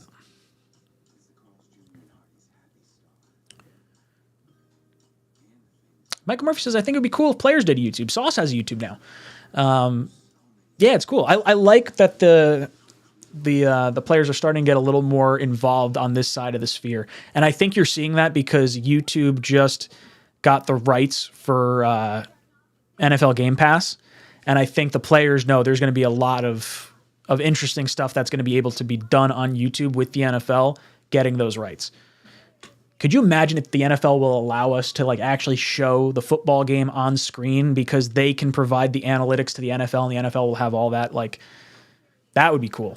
That's the hope if that happens. What's FM talking about in there? FM says, if we bring Rodgers in, I would love to take a flyer on Antonio Brown. He played his last game versus the Jets and still has a lot left. Great leader and will help out Elijah and Garrett. No, fuck that. That's an FM comment right there. Of course it is. I feel like you're the one that gets everyone riled up, which is not a bad thing, I guess. I guess people talking in the chat's probably all right. Daniel Jeremiah just released his updated top 50. Darnell Wright now above Paris Johnson and Broderick Jones. So I really like the idea of Darnell Wright. Oh, is it Wright or am I thinking Washington? Are you talking about the tackle? Scar Cities? Or not the tackle. Are you talking about the tight end? The big guy from Georgia? Because that's Darnell Washington, I think. Not Wright. I don't know who Darnell Wright is. Who's Wright? Off the top of my head. I'm blanking on all my... This is what happens when you're delirious right now.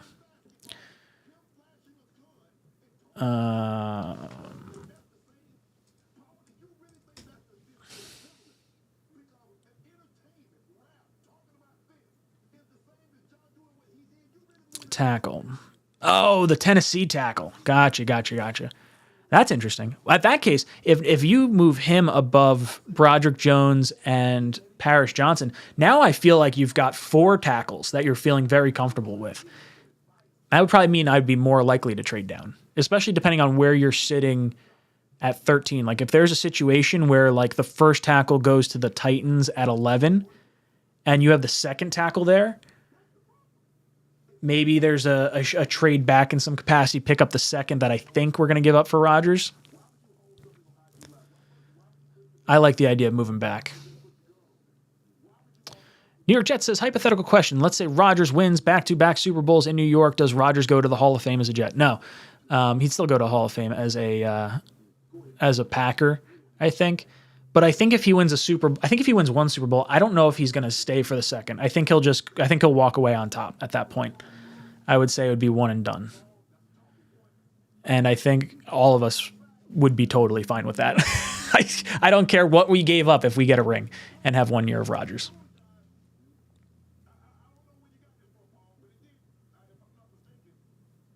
Dante. Do I have to? The production speaks for itself. I'm hoping you're talking about the channel.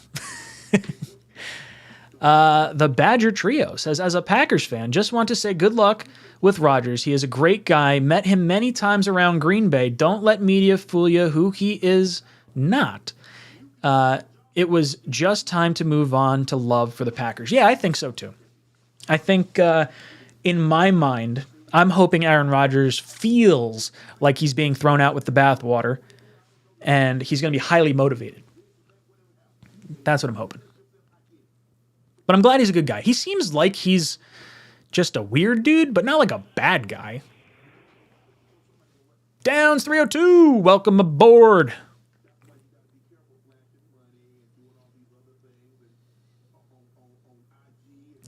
John says, did you know that tight end Jeremy Ruckert, drafted last year, sacked the quarterback 10 times 1 year in high school and 11 touchdowns? I did not know that. I don't generally look at our draft picks' high school careers. Not too closely, at least.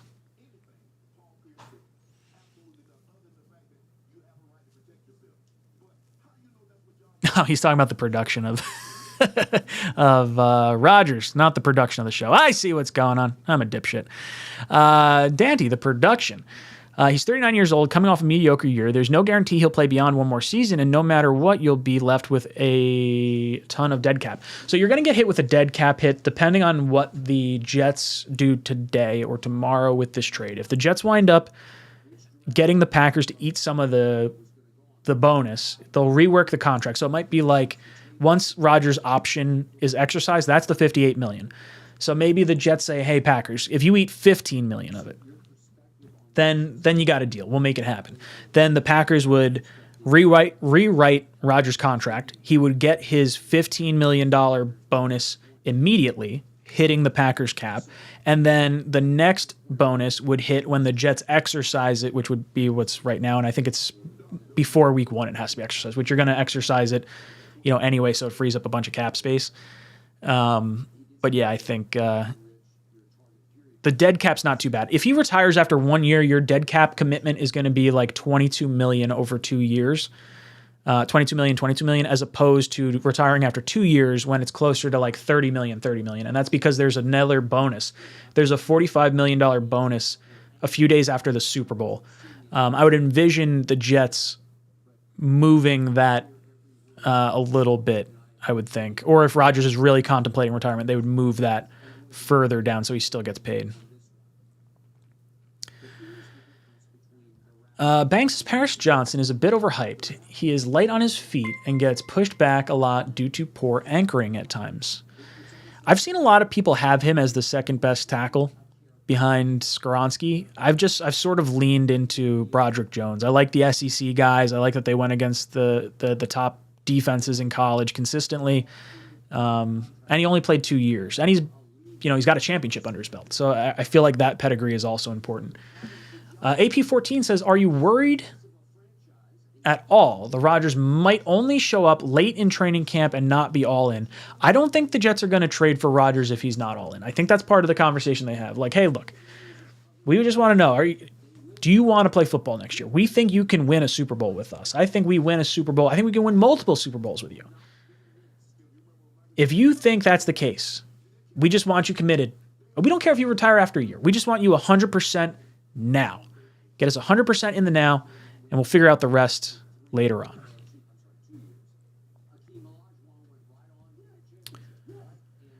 Dan says, dude on Reddit, who I trust, says Jets are in final negotiations with Rodgers, and also McGovern wants to leave, so the Jets are evaluating free agent centers. Apparently McGovern was open to coming back, and the Jets did not try to engage in contract negotiations with him.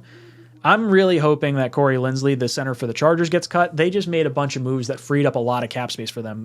Mike Williams and Keenan Allen restructured their deals to create, I think it was like $14 or $17 million in cap space. So they're like maybe 5 over the cap right now. So it's right there. And I don't know if when you're about to pay your young quarterback, if you move off of your center, but I could see the Chargers drafting a center now. I don't know. I love Reddit. I could sit on Reddit. Same thing. I just scroll through, update stuff. Bonktons, Dan Klein. I'm hoping we replace McGovern with that kid in the draft. The undrafted free agent market looks pretty weak. Yeah, I'd rather draft a center at that point. Like if Lindsley's not an option, go get the best center you deem in the draft, or get. I would prefer the Jet fan personally. Like if you have John Michael Schmitz and Luke Weipler as like close 1-2 in your mind, I think you 100% go for the Jet fan. Anytime you have someone who is a fan of the franchise that's drafting them, and the talent difference is negligible, and the age is negligible, and everything's even, get the guy that will give that little extra effort. I love it. It's got to be a dream come true for Rucker to be playing here.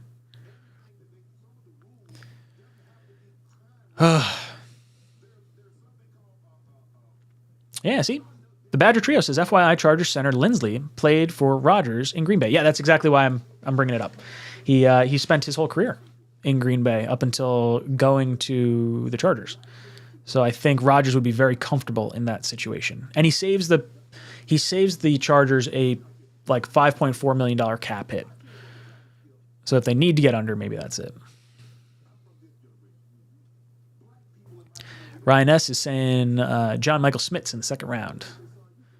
I like a lot of centers here. Like to be perfectly honest, I'm cool with taking center in the third round. Like I like Stromberg, I like Weipler, I like John Michael Schmitz, I like Patterson, I like who's the other? There's like 5 or 6 that I would deem as like satisfactory. I would say Patterson is probably more one that I would prefer to like not start right away, and I would air our future of our offensive line, skewing it towards the beginning part of the draft. Especially if you trade down and you feel like the center is on the cusp of that first round threshold, then I would pull the trigger and have him locked in for 5 years on a cheap contract. Even if you have to overdraft a little bit, I would be okay with that. Michael says, Ryan, you've been real consistent with providing us grade A content while covering the quarterback situation. I, for one, want to say thank you for all your effort. You're also just an all-around good man. Thank you, Michael. That means a lot. I appreciate it. I have a lot of fun with this stuff. JSP says, Ryan, is it possible we cut or restructure Dwayne Brown now that he has decided he doesn't want to retire, assuming we sign another tackle? 10 mil seems like a steep price to pay for a backup. Well, we paid that price because Becton went down at an inopportune time. And I think, unfortunately, the Jets are going to be stuck with Brown unless Brown becomes maybe part of the trade to go over to Green Bay, and then Bakhtiari comes over here. That would be the only way I see you like Brown kind of, or that pressure on Brown gets alleviated. Yeah, I don't know. I don't want to have Dwayne Brown longer than this year, I think. I would like to have his heir apparent under, behind him. Lindstrom late will be a steal. Is he still around? I thought he can't. Yeah, I guess he didn't come out last year. I was looking at him for a little bit. That's the Boston College kid, isn't it? I think. Maybe I had my wires crossed.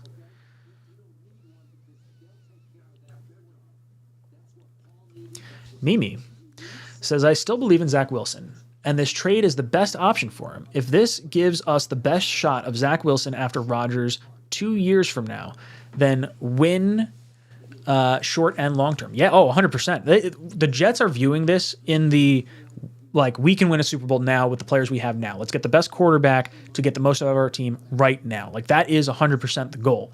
The backup goal is, hey, we're not giving up on Zach Wilson. This is going to give him the best opportunity to potentially hit that ceiling that we thought he could hit. And I like that. You're hoping 2 years of Rodgers, 10 years of Zach. I don't think you bank on it, but we have a year to grade him. We grade him all this season behind the scenes.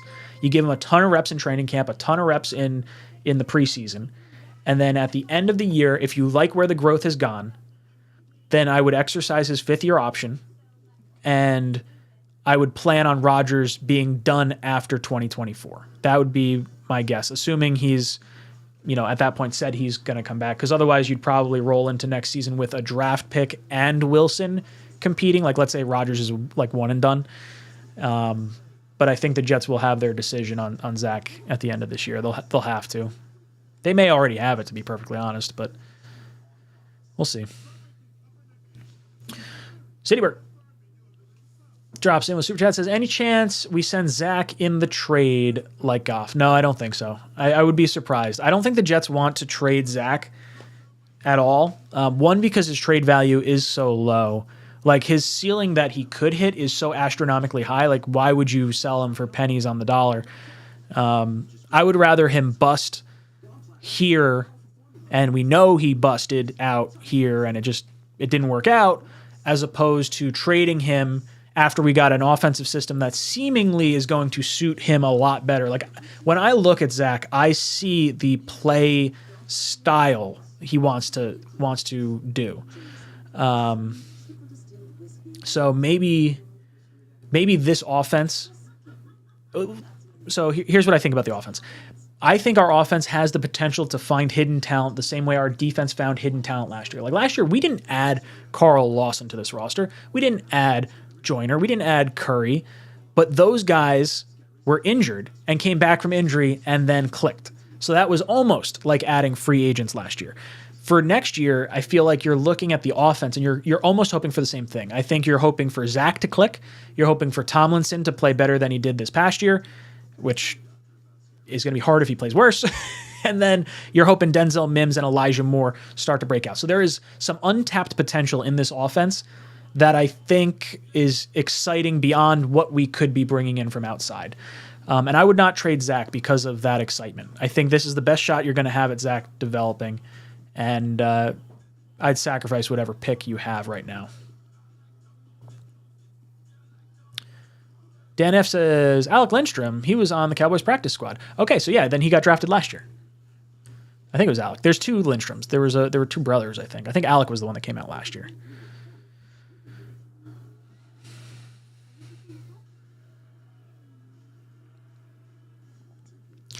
Tigo, is this actually true? That can't be right. I think you're blowing smoke. Jets plane headed to Baltimore with a follow flight plan for Palm Beach. Is it actually his plane, though? Because we heard that last night, and it was not Woody Johnson's plane, and Woody Johnson has a house in Palm Beach. Like, Woody Johnson,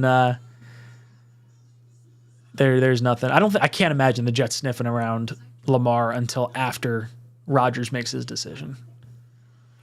Curly Norman says, Jamarcus Russell had a high ceiling too. Can we stop with the Zach Wilson? He's not good. There's a difference between Zach Wilson and Jamarcus Russell. Like, they both had astronomically high ceilings. They both drastically underperformed based on their draft stock. But the Raiders handed Jamarcus Russell a blank CD and said, hey, go watch the game tape. Let us know what you think of it. And then they asked him the following question. They're like, hey, what did you think of the game tape? He said, oh, yeah, great. I think we're gonna dominate this week. I really like, how we handled the offense, the defense, all that good stuff. And it was a blank CD. And they're like, okay, this guy's not watching this stuff. He's full of shit.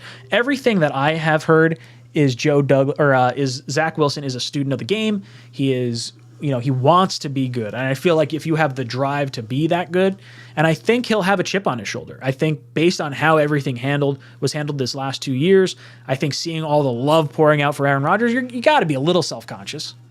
G-Rags, welcome aboard, brother. I'll be your pilot today. Tigo says, check Twitter in 45 seconds. I'll send you a picture. All right. So Tigo's going to send me a picture of this. I got my phone open, so if I see it pop up, I'll take a look at it. Kelly says, can Tomlinson can he even play worse? He looks like an expensive Greg Van Roten. Yeah, I can't believe how that worked out. You go from a Pro Bowl player to a scrub. Like, if the Jets didn't have money committed to him, I would have absolutely moved off of Tomlinson. All right, Tigo, what you got? All right, Tigo sharing pictures with me. Hold on. So he's got the flight plan up. Why is it not letting me click on it? Maybe it's got to like load or something. Aircraft details. I'm going to have to open it up on the computer. Why am I looking at it on my phone? I'm an idiot.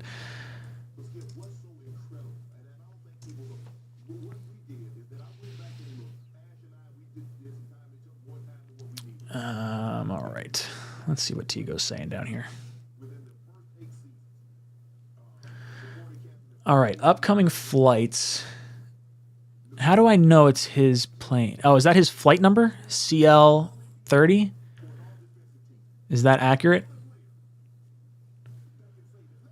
So they've got a flight to Baltimore. Oh, yeah. Okay, past flights. So Tuesday. Yeah, Tuesday they flew from Westchester to Los Angeles. All right, yeah, so I guess that is right. Baltimore, Washington. What could be going on in Baltimore and Washington? Or maybe they just booked a flight there to to scare them. Like, hey, make your decision now. Ryan's going to lose his mind. William drops in, says, the Niners score a late touchdown. Jets win Super Bowl 58, 16-7. Oh, God, I hope it's a higher scoring game than that, but I'll take a victory anyway I got it. If it's 1-0, they're like, yeah, we'll let the Jets kick an extra point. Why not? 1-0. Yeah, FlightAware. That's interesting. Owner, Net Jets Sales Incorporated. Operator, Excel Jet. See, I don't know enough about his flight number on the side of the plane, if that's him. But it looks right, Tigo. What else he's saying? Tail number is the same one used for the Rodgers plane. Okay, yeah, so that is the plane. Interesting. I think they're playing a little head games. And it's doing like some maintenance or something down in Baltimore. I don't think we're on that plane. I would be very, very surprised. Yeah, so Jared brings this up too. So Jared says they cannot speak to Lamar until March 13th. So that is true, but the Jets could talk to Baltimore. And if Baltimore says you can talk to Lamar, then you can talk to Lamar. But officially, we cannot talk to Lamar till Monday, and we cannot offer a offer sheet until Wednesday. So you could, in theory, have it, but I would be surprised, I think, if the Jets were meeting with Baltimore right now. Citybert says, need special teams. Any joysticks you like in the draft? I don't know enough. Generally speaking, when you talk about like linebackers and corners, that like in like the 5th, 6th, 7th round, that's where you start to get more of the special teams related guys. I do want a special teamer for sure because I think Hardy may be gone after this season. I really like Hardy. Oh, interesting. So you guys are saying Berrios just got cut. Bye, Berrios. Berrios, smell you later. All right. That gets me excited. Does that mean it's Randall Cobb time? If Berrios is cut? Because they could have, I guess, made some moves a little bit later. But yeah, Jets releasing Berrios. All right, let's change this. Well, we won't change it. We'll add another line. I'll say Jets release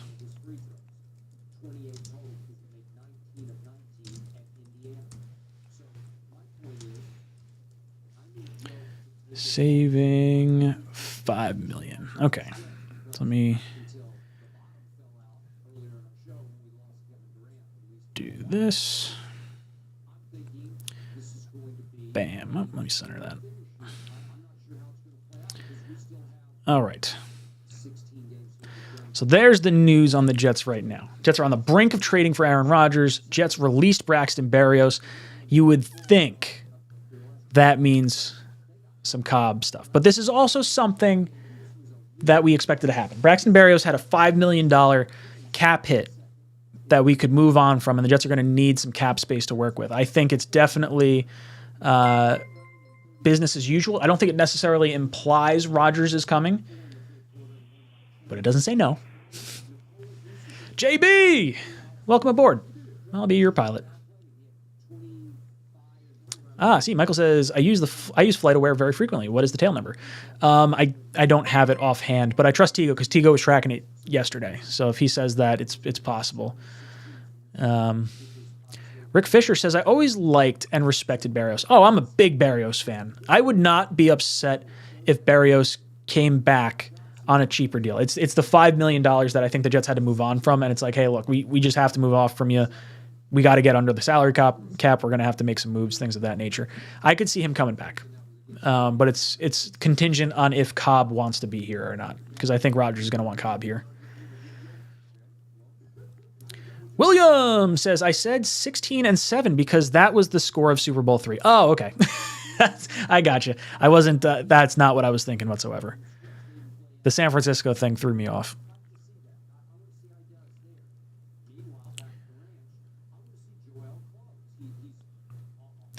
Citybird says, would you want Orlando Brown? Of course I would want Orlando Brown. I don't think the Jets are going to do that, though. If I'm Orlando Brown, I'm going to get the biggest contract possible. I was just franchise tagged last year. And if I were him, I would probably go to the Bears because I think the Bears have a ton of money and they're going to want to protect their young quarterback. That would be the move I think I make. Adam says it's possible we re-sign Berrios. I would say possible, probably not likely if you get Rodgers. I think Cobb is probably coming.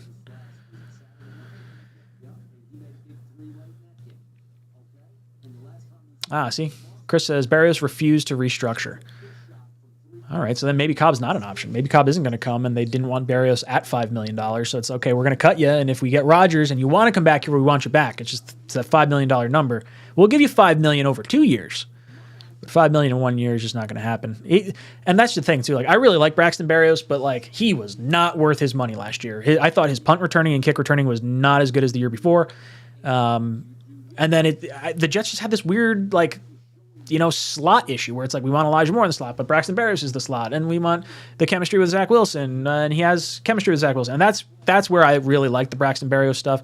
I do think he took maybe a little bit less to stay with us last year, but yeah, I think he had a bad season, and he's possibly going elsewhere. Jets Gang says he thinks Berrios is going to go to Miami. Sean says L.A. I could see either one of those. I could see Berrios wanting to play with Mike White down in Miami, or follow him, not play. He's obviously going to play with Tua, but I could see that situation. Having some inside knowledge on the Jets. That's the worst part. Like when you cut a player like that, not just like that, but when you cut a player, there's a high likelihood they want to be highly motivated and go against you because they feel like they've been wronged. I like Berrios. I don't know. No ill feelings towards Berrios. Motivate T. They only brought back Berrios for Zach, and since Zach is irrelevant by Berrios. Yeah, I think that is that and Corey Davis, because like Zach seemed to be gravitating towards Berrios and Corey Davis a lot, and with a different quarterback here, there's no real reason to have either one of them because you'd rather have that quarterback have a receiver they're comfortable with, which would be Cobb. It could be Lazard. Who knows? It could be Devontae Adams. I don't think Devontae is realistic, but it's possible.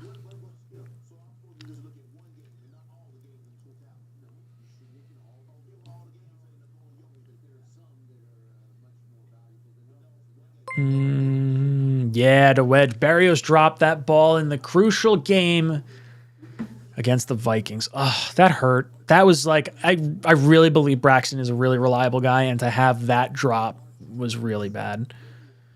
Ooh. Dave the Dude, Berrios will go back to New England. I could see that.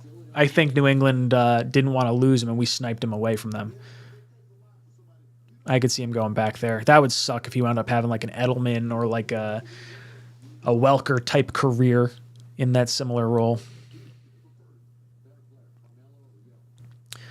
Citybird, what odds did you get on the Jets futures again? I got plus 2,500 when I bet on it. And now I think last I saw Jets were at plus 1,800.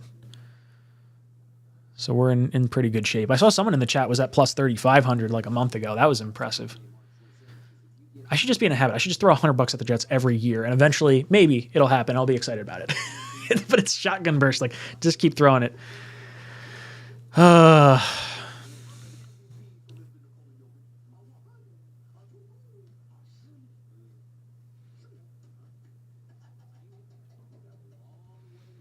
Green Bean says, Ryan, I wonder what the Jets tried to get his number to. Any word on that? I haven't seen it, but I think I would bet they probably had his number.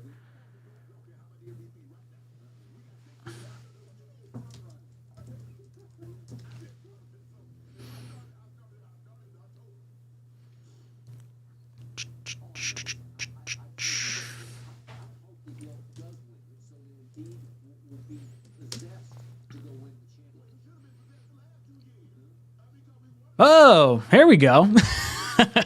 Let's go. Jets get a free safety. Sources.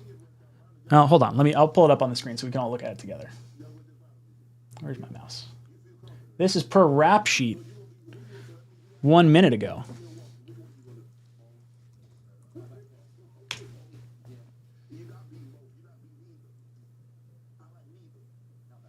All right.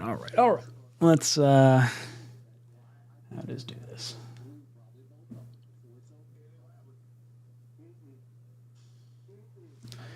All right, we're going to add that to this set of things. Scrolling through so we can take a look at that. Wham, bam. Whoa, what was that? What just happened? That was loud.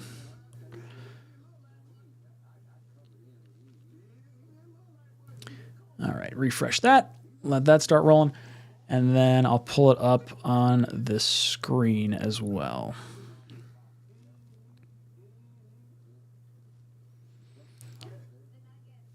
All right. Ian Rappaport, sources, the Ravens are expected to trade safety Chuck Clark to the Jets in exchange for late-round draft pick compensation. The starter since 2019, Clark now adds veteran experience to the New York Jets. It should be official when the league year begins. So that's probably why Woody's plane was flying down to Baltimore. It was not Lamar Jackson. It was Chuck Clark. Let me pull up Chuck Clark's contract. Let's have a little discussion here. Chuck Clark is 28 years old. He's in the final year of his contract. He has a roster bonus due on March 19th. That's why this trade has happened right now. He is going to be a cap hit of $4 million. $4 million cap hit for Chuck Clark. Not too shabby. According to his valuation from Over the Cap, they had him valued at $6.6 million last year. That's pretty cool. So the Jets got a bargain for Chuck Clark if they're throwing a late round pick at this. Let's add that to the ticker as well. Say, Jets trade for Chuck Clark. I say late round pick.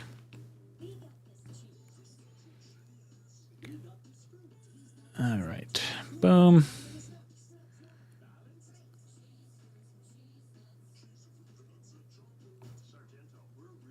And let's see. Say cap hit.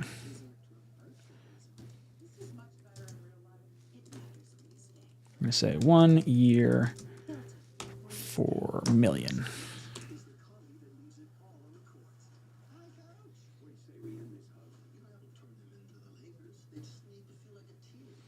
All right, bam. Just trade for Chuck Clark. 1 year, $4 million is what his contract ultimately ends up being right now. It's not the trade we wanted, but I'm happy with it. I'll take this. Jets figured out safety. So I guess that could mean you got Whitehead. I would like Whitehead to restructure a little bit. That would be kind of nice. Drop his cap hit. He saved $7.25 million, so I don't know if I don't know I don't know. I'm sorry. I'm scatterbrained right now, trying to get back into the chat. All right, what are you guys talking about in here?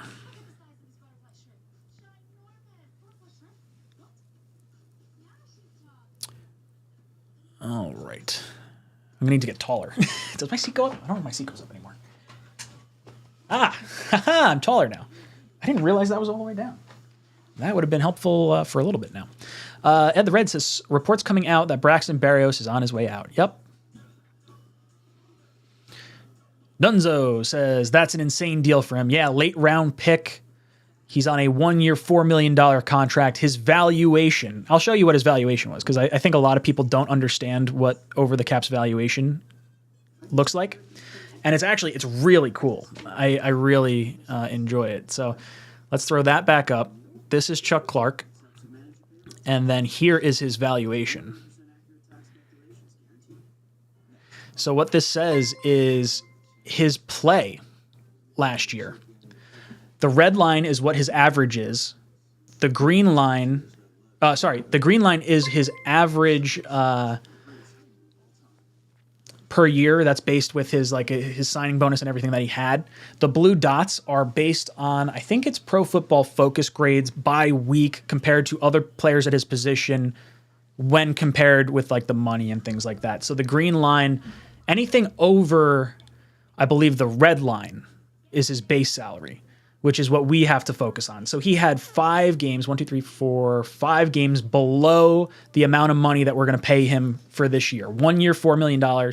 And the rest of it was all way above. You're talking like $10 million to $17 million a year in terms of quality of safety play coming out of Chuck Clark. This is a home run move for the New York Jets.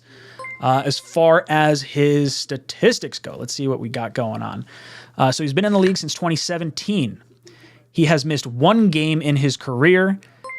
Let's see. Interceptions. Last year he had none. He had 2 the year before that. 1 each of the 3 years prior. He had 1 forced fumble, 1 recovery last year, 4 passes deflected. He did have 12 passes deflected the year before. And I would imagine if you're the Ravens without Lamar, you're probably having less teams throwing on you. But I don't know how true that really is. So yeah, I'll keep this up on the side since that's our new addition. Boom! Trade for Chuck Clark. Let's see. Citybird says, what is Pro Football Focus grade? Same as Quinn's. Yeah, let's take a look at what his Pro Football Focus grade is. I always take Pro Football Focus with like a grain of salt because he's so the one year they had Quinnen like low or last year they had Quinnen low for something stupid. All right, let's see. So Chuck Clark, no, that's not how you spell Chuck. Chuck Clark had a Pro Football Focus grade of 66.1. He had a 77.4 in run coverage, had a 61.6 in pass coverage. All right. I'm good with this. Has me feeling good. They say his speed is around a 4.5, 40. So snaps, he took 77 snaps last year on the D-line, 331 in the box, 180 as a slot corner, 30 as a wide out corner, 531 as a free safety, and then he returned some kicks and things like that on special teams. So it looks like he's a very versatile safety. He can play in the box. He can play as a free safety. He was utilized more as the free safety, which works out well for us because we would use that as Whitehead as the strong safety. Raider Nation! Welcome aboard, dude. Ryan S. says, looks like I got a virus from an adult website. Oh, yeah, all the pop-ups everywhere. Yeah, sorry. I'll move this stuff off the side. We can let that just rotate through. Chris Krug says 7th round pick in 2024. Is that actually what it was? Did we trade a 2024 7th? That's awesome. That's a home run of a trade. Trader Joe Douglas. Wow. Love it.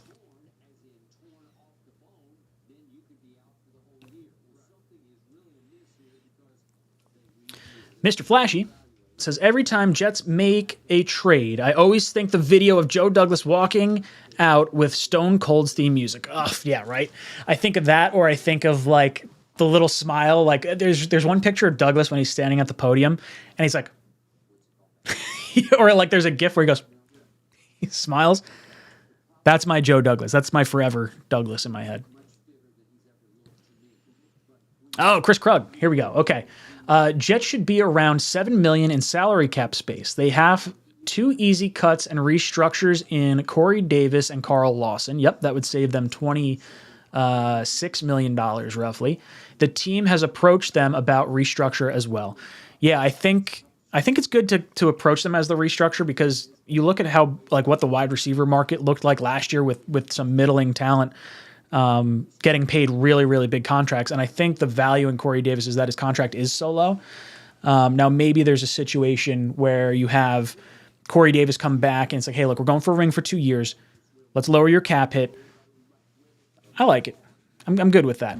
Lawson is more, for me, more about seeing the other guys we have. But I would like to see if they want to move JFM inside to replace Rankins, then then I guess you could have that. Bring him back. I like Lawson. John says, I see Clark replacing Whitehead, same style player. Yeah, well, you save the cap space, right? Like, because you can cut Whitehead for $7.25 million, and I could see him slotting in. But I feel like with a guy that knows the defense on the upside, like Whitehead did play to at least his $7.25 million valuation according to Over the Cap. So we didn't necessarily lose money on him as much as it would be beneficial to cut him to save money. So I would, at this point, I would keep Whitehead. Don't even worry about safeties. We're good. We got our guy. Heck, Chuck Clark could be a safety for a few years. It may not just be this year. Sean said, just watch game film on Chuck. Always around the ball, good speed, smart. He'll be a good addition. Yeah, I want to watch some highlights of him because I'll be honest, I have not watched him, so I don't have anything knowledgeable to say other than like what I rattled off about the contract, the stats, and his valuation. Jack says, I nearly had a heart attack when I heard the word trade. Yeah, I know. The New York Jets are trading for a free safety. God dang it.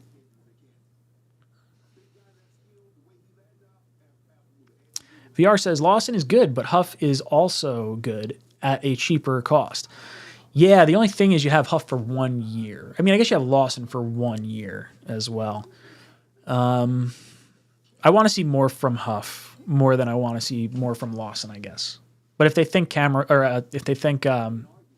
continuity-wise with like the defensive line and him possibly having to hit the expectations that we all had on him for year one, I wouldn't mind keeping him.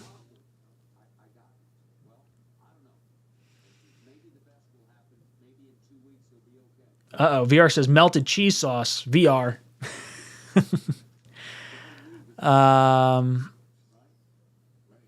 Did he burn the cheese hat? Is that what happened?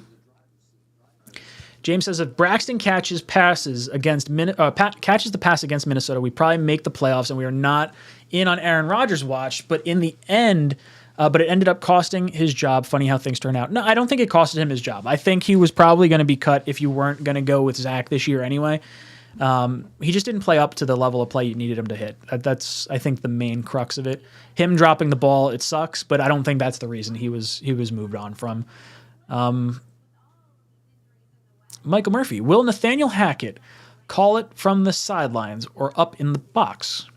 I don't know. I don't know what he prefers. I mean, he was obviously on the sideline last year. I don't know how he called him in Green Bay. I would imagine he'd be with Rodgers in some capacity on the sideline, unless they just talk every time he comes off the field.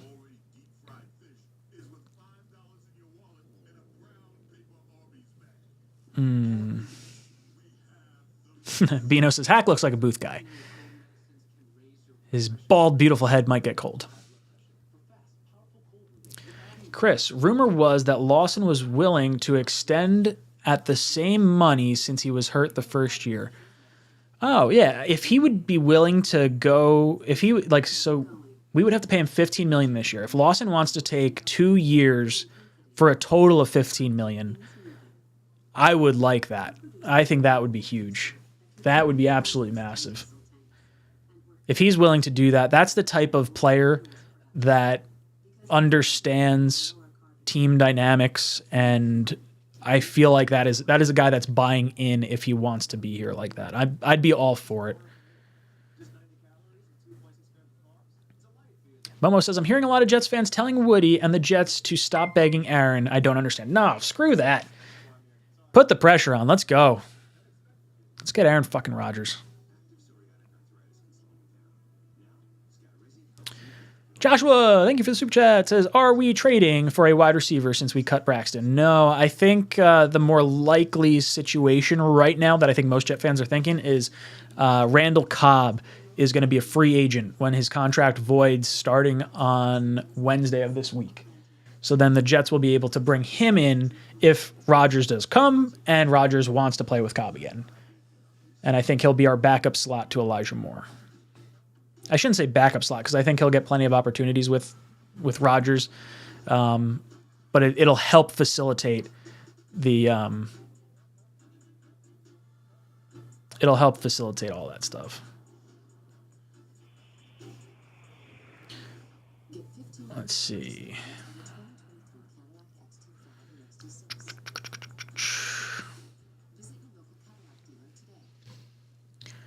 Sean says, if we assume we get Rodgers, what are our top 2 positions we are looking at in free agency? I would say linebacker and wide receiver would be the 2 I'd look at. I'd sniff around some of the linebackers, try to get some of the vet guys in. I think that's where I would go. I would prefer a vet option to a younger drafted option. Wild Wave says, I'm about to start tagging Aaron Rodgers and everything. Yeah, we should just hit him with everything. John says, what are we going to do with Mims? He's under contract, so there's no reason to move him. I think you hope he has a nice explosive year with a new offensive coordinator and a good quarterback. Who knows? I would love for him to show out in a contract year, even if he doesn't wind up being here next year. Ryan says, we're definitely getting more Jeff Smith in 2023. I'm sure Green Bean is pumped. Yeah, I don't think we cut Smith. I think it's one of those situations where he provides some value on special teams, and it just is what it is. As long as he doesn't have to see the field as an actual receiver, I don't really care. Noah, do you like the players are more in to win it this year with veterans restructuring their contracts? I love it. Al Ron Snowboards. Welcome aboard. What is your favorite snowboard? Or what snowboard do you have? I have a joystick. It's downstairs in the basement. Only went riding once this year. Did too much of this stuff over here. Panicked about what could happen at any given day. Jerome, will you do a free agency show next week? I will do a free agency show at night, probably Monday, Tuesday, Wednesday. I don't think I'm not going to do it during the week because I'm pretty sure I will be back at work for that. So nothing midweek during that, or nothing midday during that. Sports Frenzy saying we can cut Whitehead now to save the cap. Chuck Clark, underrated safety and is an upgrade over Whitehead. I would tend to agree based on what I just saw, but I don't know if you want to open up a hole on your team if you don't have to. I bet they approach Whitehead to extend him for 2 years at a cheaper deal. I think that's what's happening right now. Bino. JD needs to re-up Quan. I would prefer Quan over Quincy right now, personally, but I think Quan's going to get a good amount of money to go play with D'Amico Ryans in Houston, his former defensive coordinator. That would be my guess. Oh, is Smith a free agent? I thought he had 1 year left. Then I don't think he comes back. I would be surprised if he came back if that's the case. I think he could probably replace his production elsewhere for cheaper.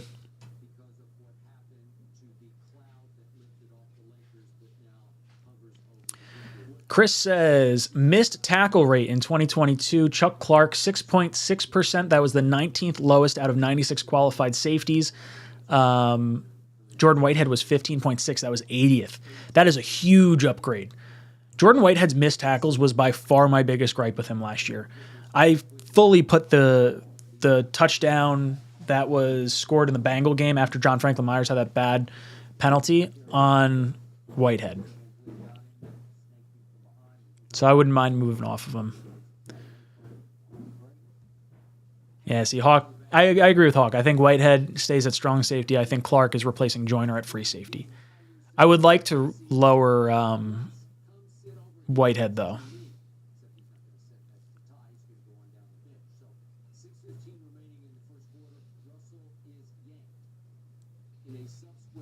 Hi, Lost Boy. Says, Ryan is on top of it, just waiting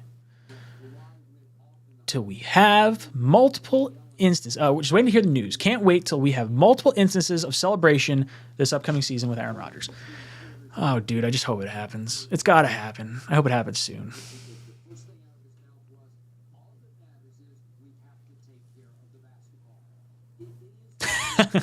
Antonio Mancini says, Jordan Whitehead is the guy who just learned how to hit stick in Madden and now only does that. I love dropping the hit stick. The old hit stick in like those 2008, 9, like right around there, that threshold when they had the old engine operating, I felt like far more animated with it. I really enjoyed that. Now, Madden to me now feels a little too simulation-y and not too much video gamey. I just don't play enough Madden. I'm bad at it, so that's probably why I don't like it more than I should. Merciless Ghosty says snaps alignment last year per next gen stats. At safety, he had 612. At outside linebacker, 133. Slot, 128. Inside linebacker, 55. Edge, 54. Perimeter corner, 50. Is that 50? And then interior defensive line, 15. I guess when he's like lined up over the center or something. Yeah, VR knows it. 2008 hit stick is undefeated. That, I think, was 2008 the first year you were allowed to do a play as a rookie, like a create a rookie? Because I was a kicker in high school, and I remember being able to be a center or a kicker or a punter, and like that stuff was fun. And then in the later games, they took all that out because I'm sure 95% of people don't want to be a kicker playing Madden.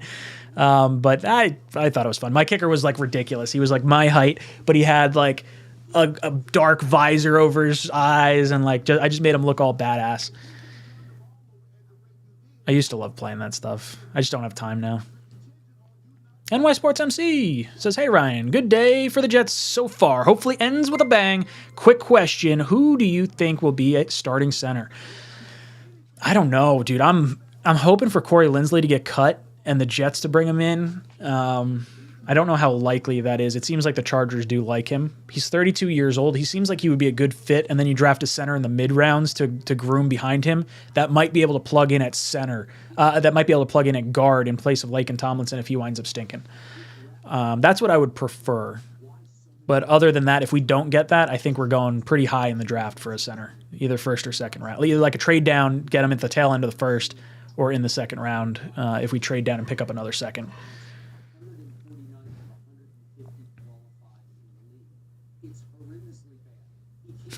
William says, please, God, allow Ryan to sleep tonight. This is a subtle way of me begging you for Rodgers. Thank you. Yeah, if we get Rodgers, I'm going to sleep like a baby. It's going to be great. Number one Volvo fan, thank you for the super chat, says, don't really care about Berrios being gone. He showed his limitations when he dropped that pass in the end zone against the Vikings, costing us a W. He's been so sure-handed through a lot of his career. It was such an unorthodox drop for him. It was just a gut punch. My bigger issue with Berrios overall on the season was like he let so many punts go behind him, and we got pinned inside the 10, inside the 5. Like I thought we were bringing back a Pro Bowl caliber punt returner with a connection with Zach, and that was like the whole thought of bringing him back. Now that Zach's not starting, or perceivably he's not going to be starting, and the cap hit just made it a lot easier to move on from him. Do you think we keep Mosley? I do. I think we keep Mosley, not at his current cap hit. I think the Jets are going to restructure him. Let me see if Mosley has any money coming his way as far as like deadlines that we might have to be concerned about. Nope. No, we got nothing. So all his guaranteed money is gone. So you could cut him and you would immediately save $15 million if you cut CJ Mosley. If you wanted to designate him a post-June 1st cut, oh, nope, sorry. You would save $17 million if you designate him a post-June 1st cut. If you cut him outright, you would save $6.5 million. So I do think the Jets want to restructure him and make his money guaranteed over the next 2 years, have him finish out his career as a Jet, go for a Super Bowl these next 2 years, lower his cap hit, and then bring back some of our other guys. So I would like to keep Mosley.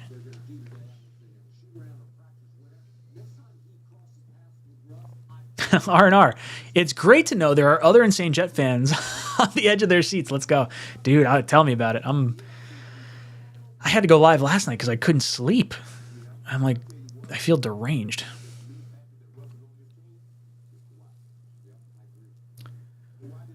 Ryan, will there be a live show tonight if Rodgers is acquired? Oh, absolutely. Yeah, 100%. Yeah, we'll go live. I'll go live right when the news breaks, assuming I'm able to. If news were to break, I'd probably end this stream, and I have another stream queued up. It's hidden. It's private right now because I made it so that way it's in the event we trade for Rodgers. I can just click go live, and it's all ready to go. I also have a thumbnail for in the event Rodgers retires. So that way, whichever option it happens, we can have an instant live chat and talk about it. So yeah, there will definitely be a live stream tonight if we get Rodgers. Anthony D. Ryan, your man crush with Berrios is over. Yeah, it's okay. I had us cutting him anyway. Still wanted to bring him back last year. Anthony says, restructuring CJ Mosley is the move. The guy's a Pro Bowler. We need the leadership. Yeah, 100%. Not to mention, you may lose every single one of your linebackers then if you don't.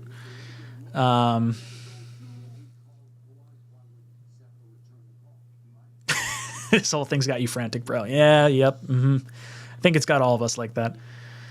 Kyle, blasting you through the radio at work right now. Thanks, Ryan. Hope everyone else is a Jets fan. Thank you, Kyle Oiffer.com. Kyle Oiffer. I have no idea what the name is, but Kyle Ofer. KyleOfer.com. Thank you, Kyle. Glad you're watching. Hopefully, or listening. Jet Up Buttercup says, I put that Berrios drop on Mike White just as much as Berrios was not a good throw. It wasn't a great throw, but wasn't there a linebacker or a safety like coming in and the ball kind of had to be low anyway? Like you're an NFL receiver. You have to be able to catch that ball if you're Berrios. And especially with the way like everything was going, you'd need to, big players got to make a big play in big moments, and Berrios didn't do that for that game.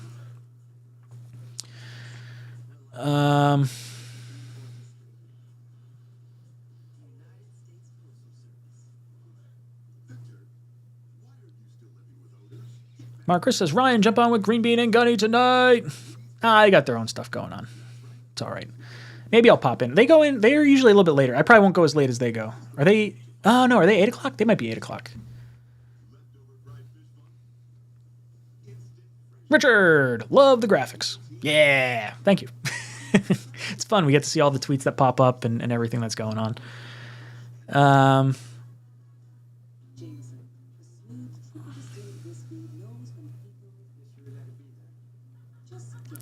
Pat McAfee goes live in 2 minutes. Coincidence. Oh, all right. You know what? Yeah, let's change that over to the Pat McAfee show now. Nope, that's Netflix. That's not what I'm trying to go to.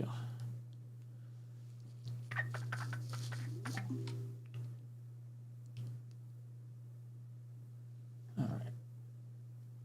Hopefully my volume's not too loud there. Live in 14 minutes, it says. So 12 o'clock. They're usually live 12 to 3, so I'll have that on too. So we'll do the Pat McAfee watch party for now, and then it'll be... I'm going to hop off in an hour, assuming nothing happens. I've got a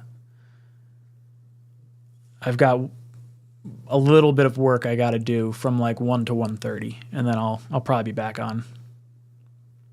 Oh, there's Kyle. He says, pronounced Oifer. Kyle Oifer. Glad to have you. Michael Hillhill says, if the market is low, you think Berrios comes back? Maybe. I think he's probably a little sour on the Jets signing him to that deal and not honoring the contract. I could see him wanting to spite us a little bit. I hope he comes back. I like him. If we don't get Cobb. I mean, obviously, if we get Cobb, it would be redundant at that point. AP says, go check how Schefter messed with Jet fans. Yeah, I didn't see that. I only saw it from Rappaport. So let's see what Schefter had to say.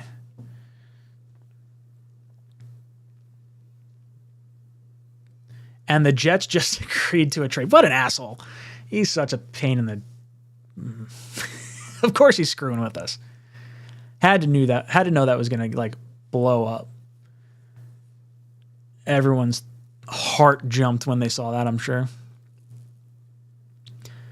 Brian Bogan drops in and says, annoying that players want big contracts based on their good stats but refuse pay cuts after bad years. I don't blame players for trying to get as much as they can because their careers are so short, and I feel like since they're not guaranteed contracts, like teams can move off them at any point. So I don't have any issue with players going after as much money as they can get. I would like some consideration if the Jets overpay someone like a Braxton Berrios, and then they come to you after a bad year and they say, look, we overpaid for you. We want to keep you here. We just can't have you at $5 million. And he said, I'm not restructuring. All right, well, sorry, asshole. Not that I'm saying Berrios is an asshole, but I'm just saying, he wants to test the open market. It's whatever's right for him. I get it. That's why you pay for what the production's going to be, not what the past production was. Blade Runner drops in. Thank you, dude. Says, why would we entrust an old quarterback to a rookie left tackle or even a rookie center? The O-line is a big issue right now. God bless Becca for putting up with us right now. Yeah, no, she's been a trooper, Becca. Why would we entrust an old quarterback with a rookie left tackle? So if you draft a rookie left tackle, you're entrusting Dwayne Brown to be your left tackle with the number 13 pick or whoever your rookie tackle is eventually taking over. So you're not doing a rookie on the outside unless there's an injury. As far as center, I would prefer to get Lindsley. Like, I would be reaching out to the Chargers and seeing if we can throw a draft pick at them. That would be nice. And you get a veteran center back here, and it wouldn't be too much. Let's see what Lindsley's contract is.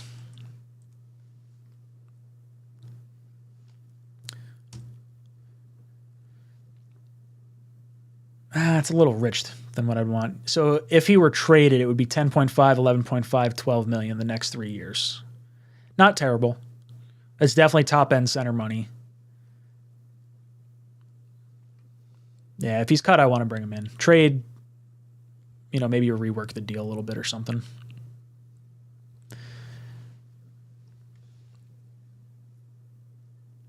Green beans, or Phil Adams says green beans thick of it is 8 p.m. Eastern. Okay, so I'll try to do it around them, so that way I don't want to jack up their show. Maybe I'll plan to do like 9 o'clock or something. Give them an hour.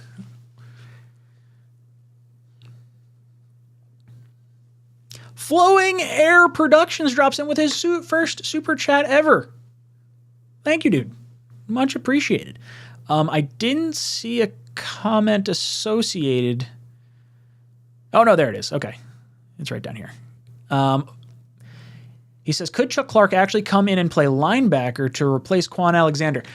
I don't think that's why they would be doing it. That seems like that would be a mistake to do just because of the amount of snaps he did at free safety and the Jets' need for a free safety. I think we're going to have to replace Quan, but maybe we look at the draft for a Quan replacement. Yeah, I don't know. I'm not sure.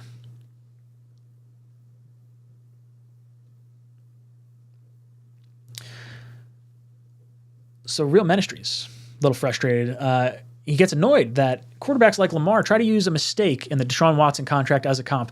If you were in Lamar Jackson's shoes and you had an MVP to your name at age 26, something that Deshaun Watson does not have, and Deshaun Watson had 20 some odd sexual allegations against him, Lamar Jackson has not. I completely understand Lamar Jackson wanting the contract that Watson got. And I think if for some reason the Jets were to miss out on Rodgers, I think the Jets probably offer him the contract he wants. But yeah, I understand. It's frustrating, right? Like that's why the Ravens hit him with the non-exclusive tag, so that way someone else can set the market for Lamar. Matthew Wright says, how is Chuck Clark? Not sure if he played in Baltimore or not. Please explain. All right, yeah, let's go back over it. So Chuck Clark, in terms of his Pro Football Focus grade, the last 4 years. So since 2019, he was ranked 32nd out of 83 safeties. He was ranked 27th out of 94, then 41st out of 92. This year was 46th out of 88. So he took a dip down from his time in 2020 the last 2 years, not drastically so. But I think he's going to be pretty decent. I think what did I say before? 1 interception? No interceptions? Sorry, let me pull it up again. Yeah, so last year, so he's missed 1 game in his career. So we got health on our side. I think health is what we're prioritizing more than necessarily anything else. But his broken tackle or his missed tackle percentage is like half of what Jordan Whitehead's was. So you could see him possibly as a replacement there.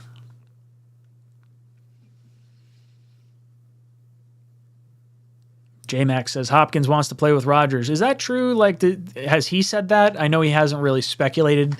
I think he has deemed, or it was deemed he wants to maybe not take as much money to be able to play a little bit more meaningful games. Ooh, Schefter says Thielen could be cut. Would you take him as wide receiver too? I would absolutely take Thielen. Let me before I really concretely say that. I don't know what his stats were last year, or if he had any injuries or anything.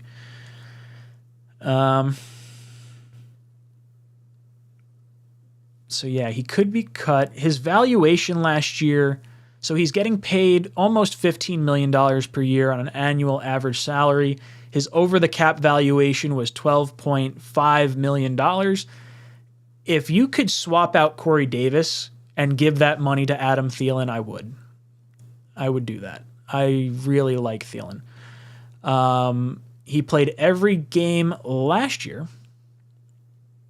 He had 716 yards last year, had 726 the year before that, 925 the year before that, 418 in 5 games the year prior.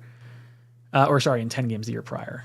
His touchdowns the last 4 years, 6, 14, 10, and then 6 last year. Obviously, when you have someone like Jordan Jefferson on your team, you're probably going to see a few less targets as well. If Thielen's going to get cut and you don't have to trade anything and he's willing to try and win a ring that he couldn't win in Minnesota, yeah, all day. I like Thielen a lot.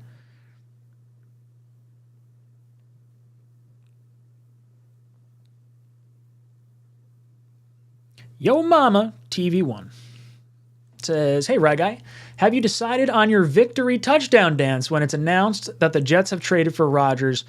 Maybe an Icky Shuffle or a Gas New Sack dance. Great job, bro. Let's fucking go, Jets. I don't have a victory dance planned. It's when it happens, I think I'm just going to lose my mind. There's nothing planned. You'll just get genuine excitement. Carl says, if we picked up Jason Kelce between the Kelce podcast and the Aaron Rodgers McAfee and the New York media, we'd have the most covered team on the planet. Jason Kelce, I think he retires, though. I don't see why he would want to leave Philadelphia. It would be cool as a veteran option for a center. Ryan, could you see DeMarvion Overshown being a Quan replacement in the draft? That's actually who I had us drafting in both my mocks so far. I like Overshown. I have to go back and kind of look at Combine, make sure everything checks out the way it was prior, but I like him in the 3rd or 4th round as an option for us.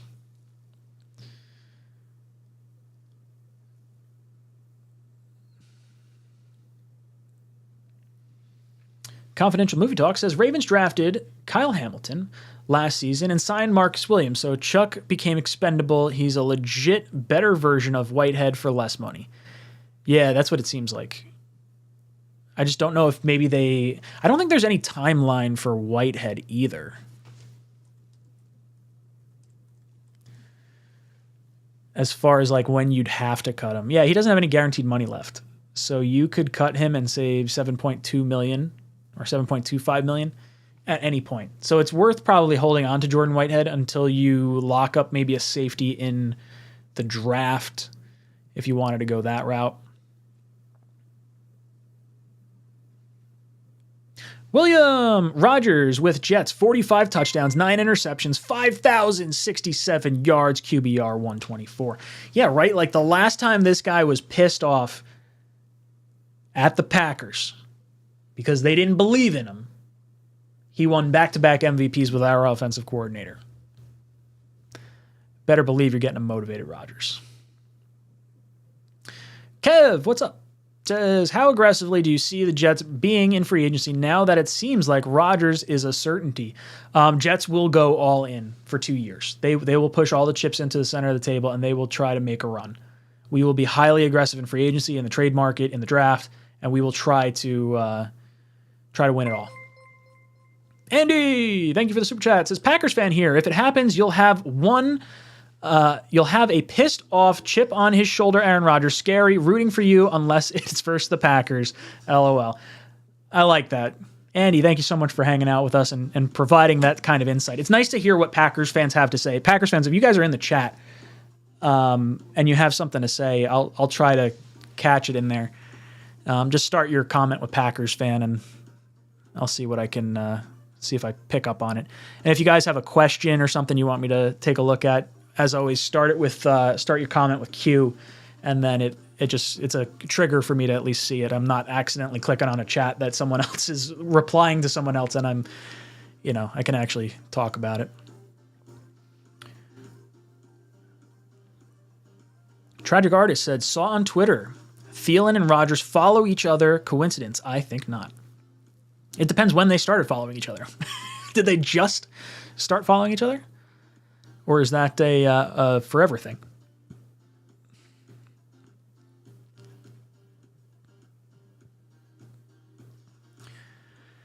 Oh, man.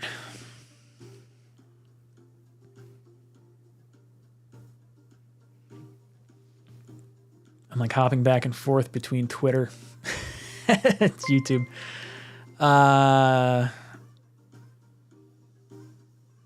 Moose City. Some movement. Clark in. Barrios out. Oh, yeah. Oh, yeah. So Ryan says, also a big fan of the Ohio State center in the draft as well. It would be cool to draft another Jets fan just like we did with Ruckert last year. Well, that's just it. Like when the talent level is comparable, and he's seemingly like number 2 center coming out this year, if you think you can add a Jet fan at a position in need and you're not taking a dip in production to do it, 100% I would do that. I think there's just something so special when a guy gets drafted by their team. Jesse says, would you trade for Allen Robinson if it cost a 5th and the Rams ate some of his cap? I would say I don't particularly want to go with Robinson at this point. He's on the wrong side of 30. His contract is 1 year, 2 years, $10 million. Oh, no, sorry. It would be $15 million each of the next 2 years. So if he got rid of that roster bonus, or if the Rams were willing to eat the $10 million over the next 2 years of his roster bonus, and you get Allen Robinson at 2 years, $10 million a year, that's a different story.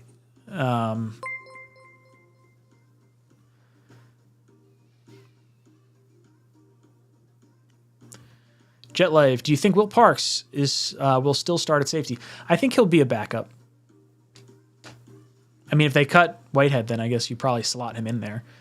Michael Murphy, we can all agree Quinnen Williams as defensive captain for this upcoming season. Yes.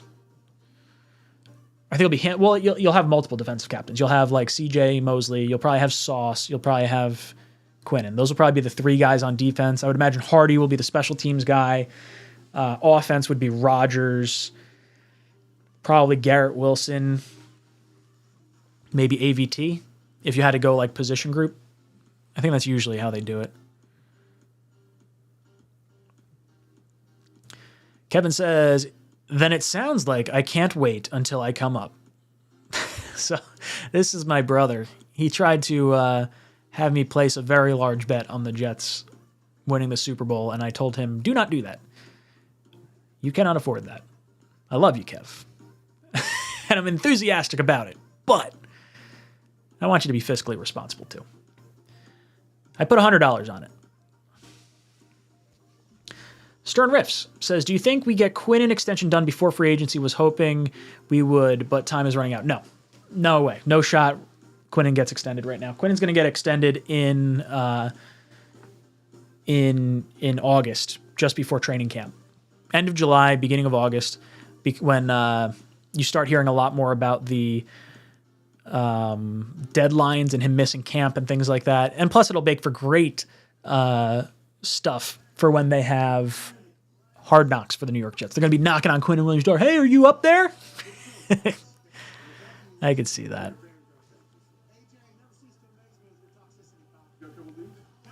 What are your expectations for this team if we land Rodgers, says Stacks Edwards. Super Bowl. Baseline playoffs. Expecting Super Bowl. Pantherman, would you have taken Channing Tindall over Ruckert last year? Everyone would have taken Brock Purdy. Well, yeah, you take Brock Purdy. At any point in the draft, you at least have a quarterback, it seems like. Ooh, McAfee.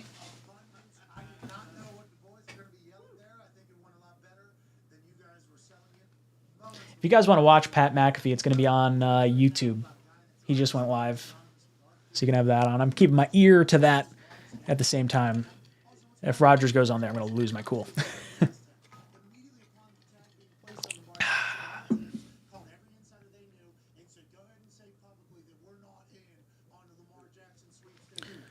So they're talking Lamar Jackson right now. Gohan Angert says, still see a chance for us to draft a safety, to be honest, later on in the draft, but we'll see what happens after any changes with the picks. Yo, what's up, Andy? Welcome aboard. Yeah, I think the Jets won't cut Whitehead until they have a safety from the draft. I think what they might do is if they come out of the draft without a safety or with a mid to late round safety that they're kind of like, I'm not so sure if he's going to be ready to play, I think they approach Whitehead and see if you can get him to restructure. But then ultimately could be cut. I wouldn't cut him until after the draft, though. Wild Wave says, Ryan, if Jalen Carter falls to 13, do you take him? I think it just depends on how you, like, talent-wise, yes, 100%. I think it depends on how much character issues you think there might be. There were some character issues prior to hearing about the arrest and the fatal car accident in January. We heard about stuff in December from Schefter, I think it was, or someone was talking about it.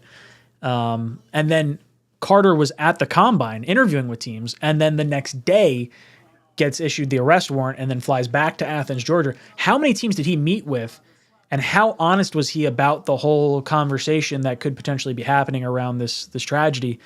And I think that may dictate where he falls to. If he was dishonest with teams, he'll drop. If teams just feel like, hey, we don't know what's going to happen. I mean, he could face jail time. I don't think he will, but he could face jail time. I wouldn't mind it. I wouldn't mind it if he sat at 13. You'd be getting probably the best player in the draft at 13 at that point. Ryan S.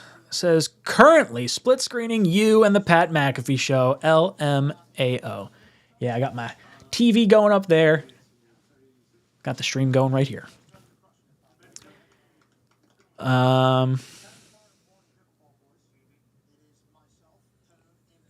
And Jet says he's got McAfee and the Players' Championship going. Love it.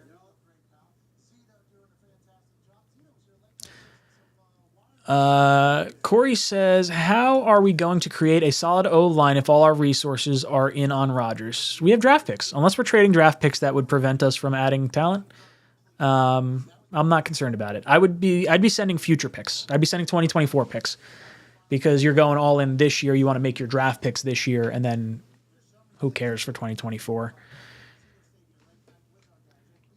Astamar, Darkstar.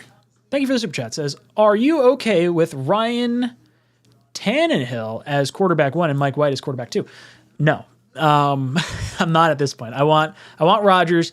If we don't get Rodgers, then I think you're probably in this weird spot of like, if you get anyone other than Lamar, it's going to be a serious disappointment. So I think at that point, you probably bring Lamar in, you talk to him, you try to get a feel for him, you maybe extend an offer sheet to him, and then maybe Baltimore matches the fair offer sheet that maybe the Jets put through, or the Jets offer him a contract and they're like, hey, they couldn't work it out. So at least the players see, hey, the Jets tried to offer him a crazy ton of money, a crazy contract. You couldn't get him. And then if you wind up going to Tannehill for like a year with Mike White as a backup, then I'm kind of okay. I would say Tannehill or Brissett, either one, as like the, oh shit, we didn't get anyone. I'd be incredibly disappointed. And I hope that's not what happens. But yeah, I guess I could see that.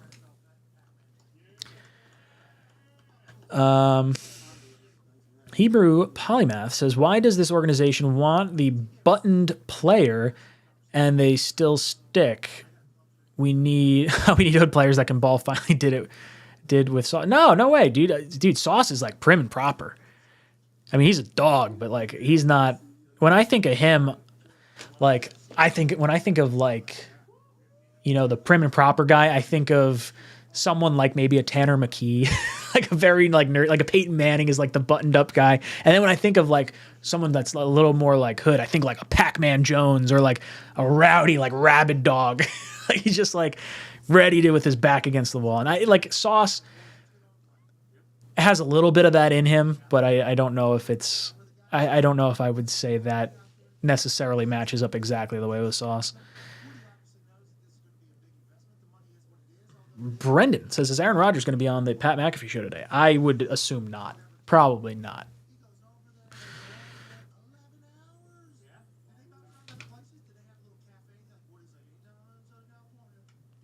Oh, they're talking a little Rodgers. What's going on? New York Jets meet and greet. I think that's a fascinating conversation because if he's there for 11 hours, we've got a Jets chat there. Yep. And then they're reporting that there's optimism in the Jets camp. What does this mean? There has been zero conversation.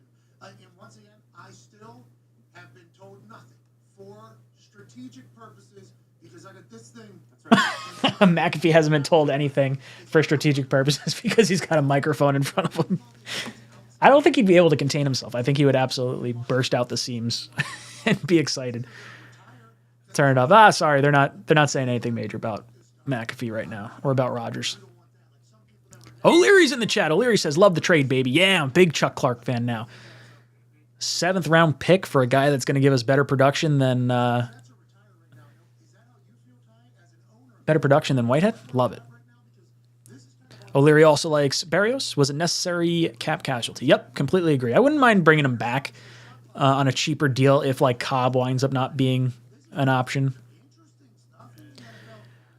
William says, Pats fans saying, even with Aaron Rodgers, we are a double layup. God, I want to hang fucking 50 points on the Pats. I hope we run up the score. I hope it's like 50-0 with like Jets in victory formation, 2 minutes left, and we fucking throw a Hail Mary. I hate the Patriots so much. I'm so angry at them. All right. Kevin says, you're going to cost me so much money. Send me what I need to do. I'll be able. No, sorry, dude.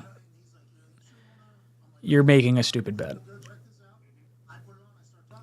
O'Leary says supposedly tried to restructure Berrios, couldn't get it done. Think he's gone. Yeah, I think it's. I think he's going to go back to New England. Unfortunately, I think Belichick was pretty pissed off that we lost him or that they lost him, and this is his opportunity to get him back. I don't like that because I like Berrios and I want to root for him on another team, not the Patriots. NY Sports MC says, are you at all concerned with running back going into this year? Hopefully Hall, coming off the ACL, is more like Adrian Peterson and quickly is ready, but could be like Barkley and take a year. Michael Carter was underwhelming this year. Yeah, Michael Carter was definitely underwhelming. Part of that is the Jets not having an offensive line or having a quarterback that can push the ball downfield. I do think by virtue of just having a quarterback, the Jets are going to have a better run game. Now, as far as am I concerned about running back, I would IR Breece for a little bit. I would say unless he's like really good to go, like he says, no, you don't worry. Like my knee's fine. Medically, he checks out like, okay, cool. I'm all about that. But I would say if they're thinking he'll be ready around week 1, I would say let's IR him till week 4, week 6, whatever. Roll with Bam, Knight, and Carter because I think that is enough to have productive play from your running back position with Aaron Rodgers as quarterback.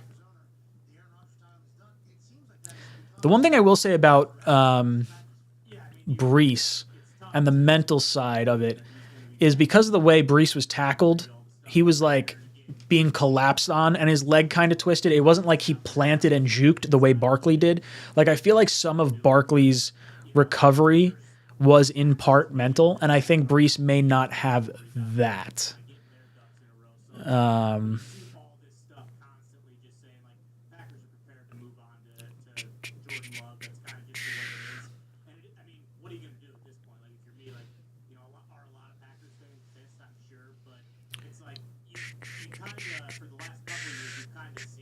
Oh.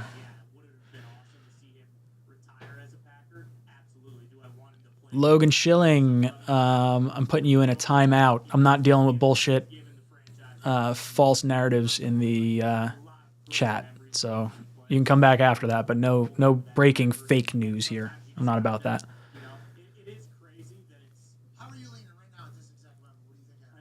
Walt says, Ryan, my son is a Pats fan, and every time he goes on a rant about Mac Jones, I just keep my mouth shut because he gets me so angry. I don't think Mac Jones is good. I think he's a bad quarterback.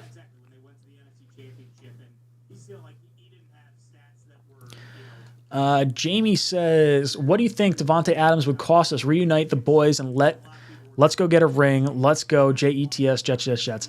I think he would cost number 13. I think you have to send 13 to the Raiders to get him, and maybe the Raiders are looking to move up to get their quarterback. So that might be the value there, but they gave up a pretty good amount to get Devontae. So I don't know why you would do a 1-year rental for that. I mean, if there's one head coach that's a bumbling idiot, it's McDaniels, and I feel like he would do something stupid.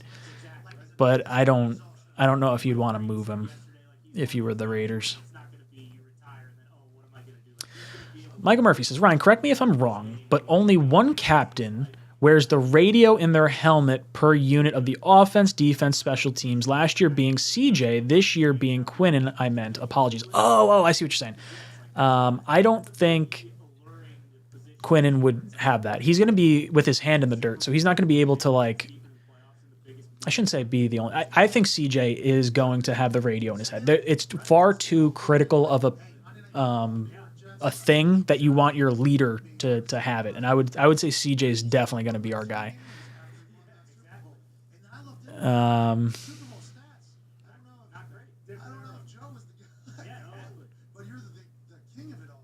Wyatt says Saquon also suffered from a high ankle sprain after coming back from the injury, which could have been a big part of why the recovery took longer too. Interesting, I didn't know that. AZ says, sorry if I missed this, but what was your thoughts on Chuck Clark? I like it. We got a better player for cheaper for our secondary. I'm a big fan of this move. Dirt cheap. William says, Mac Jones is a whiny-ass little boy. He sucks. He's a dirty player, too. He's a scumbag. He's kicked guys in the dick. He's like, I don't like Mac Jones. He's a dirty player. And he's such like he looks like a marshmallow. Like him walking out of the tunnel on draft day, it looked like, after I had a massive meal and I take my shirt off. I'm like walking through just like a little block of, I can't even say block. Block insinuates hard. He's like a doughboy. I don't think Mac Jones isn't an alpha. Rob V says, Gohan, sorry, I don't know what you guys are talking about. I should pay attention to that. Corey says, do we go with what do we go with in the first this year? Guard, tackle, or center? If you're staying at 13, it's got to be a tackle, I think. If you're trading down, then it probably opens the door more for a guard or a center. I would prefer both a tackle and then a guard, or then a center that can also play guard. I still want to bring in a veteran center. I want Lindsley. Like if there's a way for the Jets if the Jets could get Lindsley from the Chargers for like a late round pick or something like that, so the Chargers could save cap space, I would prefer that, and then draft one in like the 3rd round to groom him, and then have them be able to play guard in case Tomlinson shits the bed again. But even that want to chase it, what you say to the pedigree of the athlete is humans in that realm are always chasing greatness, right? Yeah, and greats always watch greats. Everybody knows. What time is Sauce's video of the cheesehead getting burnt? I don't know. I'm not sure. If we had any pull, I would love to get Sauce on here for like 20 minutes, 15 minutes. A nice hello. Would be nice. That'd be cool. I love Sauce. I was over the moon when we got him. The sassy marshmallow for Mac Jones. I like it. Maybe I'll make a shirt with like a marshmallow with a Mac Jones jersey on. That'll be a shirt. You can send it to all your shitty Patriot friends. We'll see. Maybe I'll do that.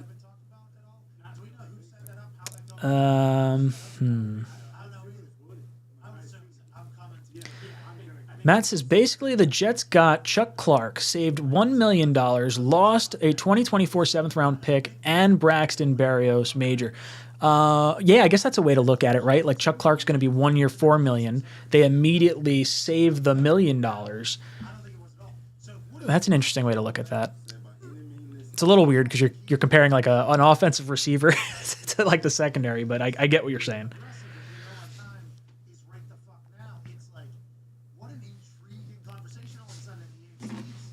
Ooh. All right, I'm going to turn up McAfee a little bit.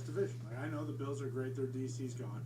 And 2 of their best players on defense are most likely gone on Wednesday. So when Rodgers comes, it is his division. And, you talked about our, Woody Johnson. Last year it was the Dolphins and the Jets for Tyreek Hill. Like, he has been aggressive to go get weapons to make his team better. I forgot about that. Yeah, so, he's going to... He picked 2, right? Because he's the most accurate. Yeah, his most Jets had a better offer, actually. Yeah, they offered a better, but Tyreek Hill wanted to go to Miami. Florida versus Texas, that whole Texas thing. Yeah, and weather, and Tua. Yeah, and we know the 11 hours, we know 10 of that was because Woody put together a 500-page report to explain why Johnson & Johnson did what they did. Oh, the vaccine? Bingo, yeah. Well, I would wonder if that came up. It had to. It had to have, right? Especially now what we just, saw in the group chat yesterday. We know it came up. All right. Oh, so they're saying they know it came There's a lot up. of shit happening around that world, though. That's interesting. We are not the people that you should be taking information from, but you should go gather. It is a little weird. On that whole front.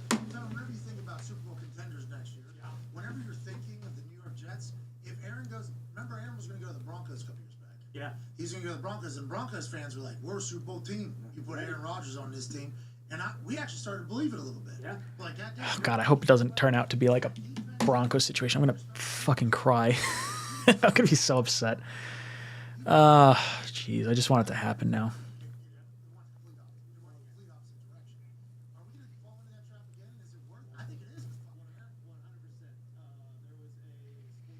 Kev chatted, McAfee is milking this. Don't give him the satisfaction to give him views. I think McAfee's got a great podcast anyway. Even if Rodgers wasn't coming to the Jets, I'd probably still watch it.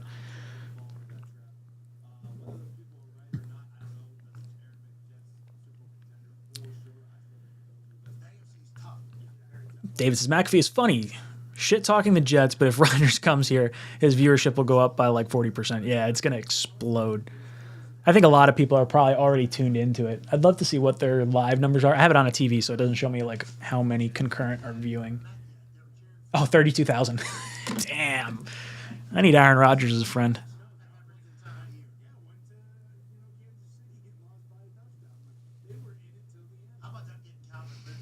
Imagine we find out by camera going to him and he has a Jets hat and shirt on. Are you talking about... Oh, yeah, like if Rodgers comes in, like for an... Oh, we got Aaron Rodgers on the phone and he's got like a Jet hat. Holy shit! Honey! It's happening! Andy says, absolutely no shot this is like Russ. LOL. Trust me, Rodgers will be unreal in New York. No. I don't mean it like Russ. I mean it like where we thought Rodgers was going to go to Denver and he wound up not. That's the part that scares me. I do trust Rodgers to be more of the same compared to Russ going to an entirely new offense.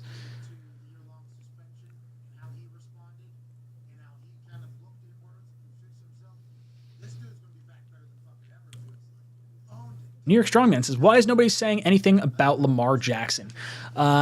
Because no one can talk to Lamar Jackson until Monday, and no one can sign him to an offer sheet until Wednesday, when free agency actually opens up. So I think you'll see the Rodgers stuff get figured out first, and then Lamar starts going. Because like if Rodgers does fall through, I would be surprised not to see the Jets pivot to Lamar, at least in some capacity.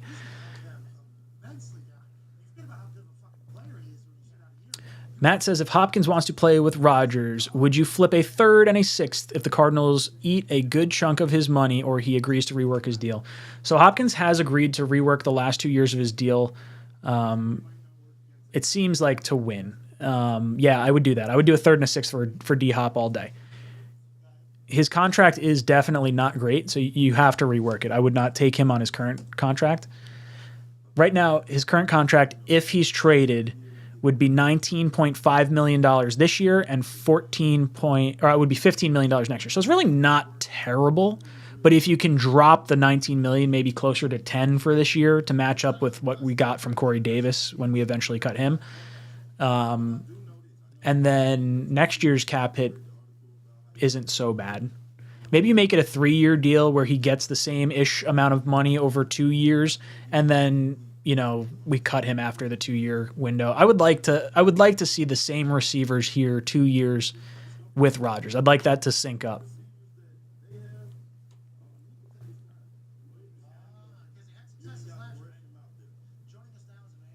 Joe says, Ryan, you should message Sauce on Instagram. I'm sure he'll come on the show. That would be really cool. I reached out to him on Twitter a few times. I know he was looking for an editor for YouTube stuff, and I wasn't necessarily putting my hat in the ring to do that, but I sent him my little Sauce alert that I offered it to him. I was like, hey, I made this alert. I got no response. I also sent him, I told him I'd send him my wide receiver one covered in Sauce shirt, like if he wanted to use that as an idea. But no response. I don't have a big Twitter following. I don't think I'm cut out for Twitter, unfortunately.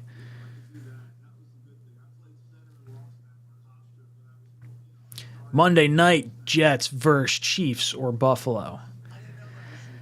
Yeah, there's got to be some sort of good storyline out there, and I think we get 5 premium games.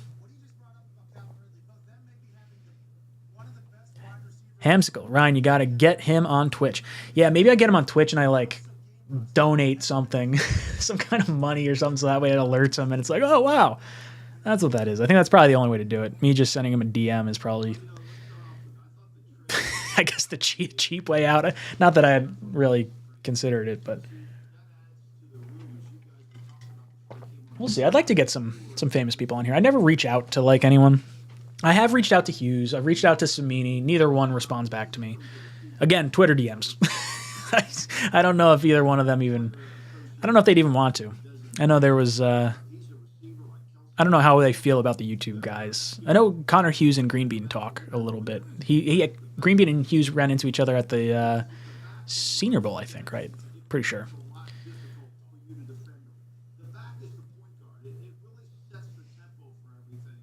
The wedge. Hey, let's burn all the queso heads in New York.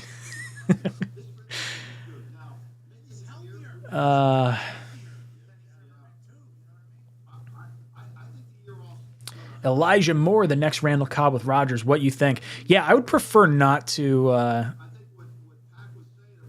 I do not have the. I don't want to bring Cobb in. I would bring Cobb in if Rodgers wants him. I'm kind of hoping Cobb does not want to play, and he wants to just hang it up. Then, yes, Elijah Moore.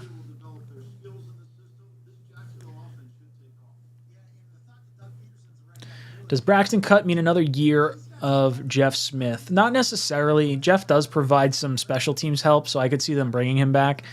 I don't want to see him on the field as a wide receiver, though. I would prefer against that. He saw way too many targets in some of the games we had. I was like, why is he getting opportunities before some of our other players? Nothing against him, just felt weird. How many new starters do you expect week 1 when the off season is said and done? On offense, you're figuring probably a new center. I think our offensive line, for the most part, is going to be what it is right now. But who knows? Week 1, health-wise, it could be, barring injury, let's say. Center, wide receiver 2, backup slot, which I guess isn't really a starter. I think we're going to have to need 2 linebackers. I think we do get CJ back on a restructured deal, and then we obviously have the new safety here in Chuck Clark. So maybe you're talking 5 total across all the sides of the ball, 5 or 6. Matt says Nathaniel Hackett is going to unlock Elijah Moore. Let's not forget that even though he wasn't targeted as much, he was open a lot. Look at Jets X Factors analysis on his route running. Yeah, Elijah Moore is tough to catch in a phone booth.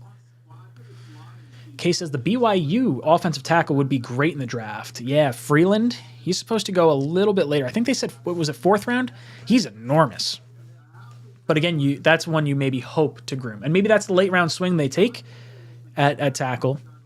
And when Zach is learning the scout team and all that other stuff while we're in season, he can have his former tackle with him. It'd be interesting. I like the idea of a developmental tackle. Dano, Ryan, I started late. Did you discuss the friendship between Aaron Rodgers and newly free agent Adam Thielen? We did. I didn't know. So I guess I'm assuming Thielen was cut then, right? Is that what we're saying?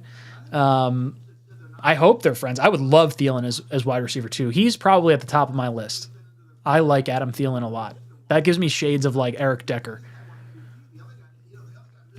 Andy says, does Clark trade indicate to you that there might be a safety involved in a trade for Rodgers? I hope so because we have none over here.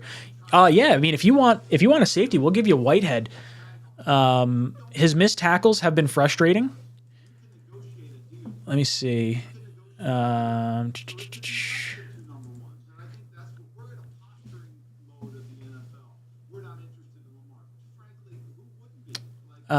So yeah, Jordan Whitehead, he's 26 years old this year.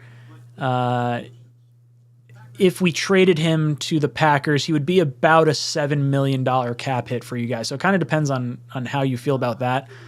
But yeah, I would definitely trade him to you guys.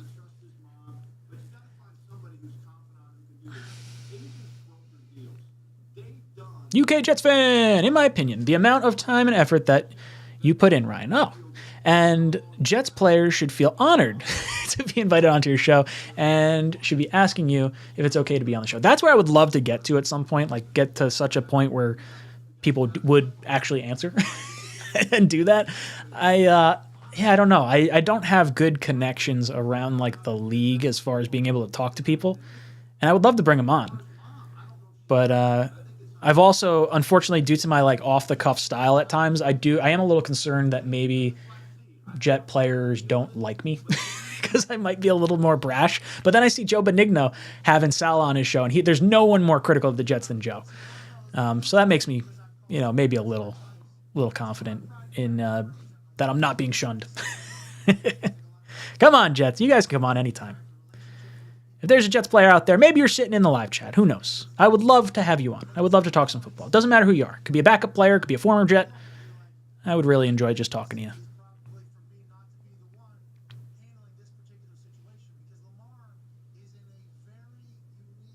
Merciless says, we can leave the Cermini feather out of the cap. I'm sure Manish is desperate for an audience. Yeah, Manish sucks. Yeah, he's talking about how Manish went out of his way to block fans on Twitter.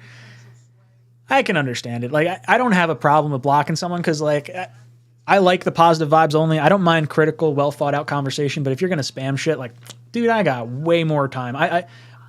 I have way more things I could be doing than wasting time on that. I don't let stuff eat at me too much.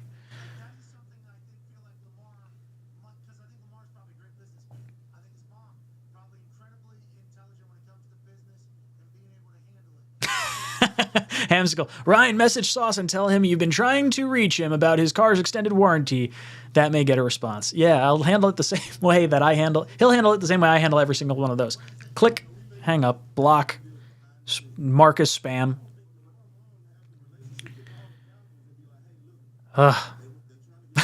Jared is still on. LOL. Went to lunch and back. Yeah, I'm still here. But you know what? I'm going to call it for right now. I'm going to hop off because I've got a commitment at 1 o'clock. I want to eat a little bit before then, and then I'll plan to come back on and we'll talk a little bit more and just kind of wait because I hope it happens today. But guys, if you want to let me know anything, hit the like button on the way out. We got 355 likes in here. We got over almost double that in the chat. Or math? No, we do have over double that. Come on, hit that like button for me. If you want Aaron Rodgers, if you're tired of waiting, hit the like button.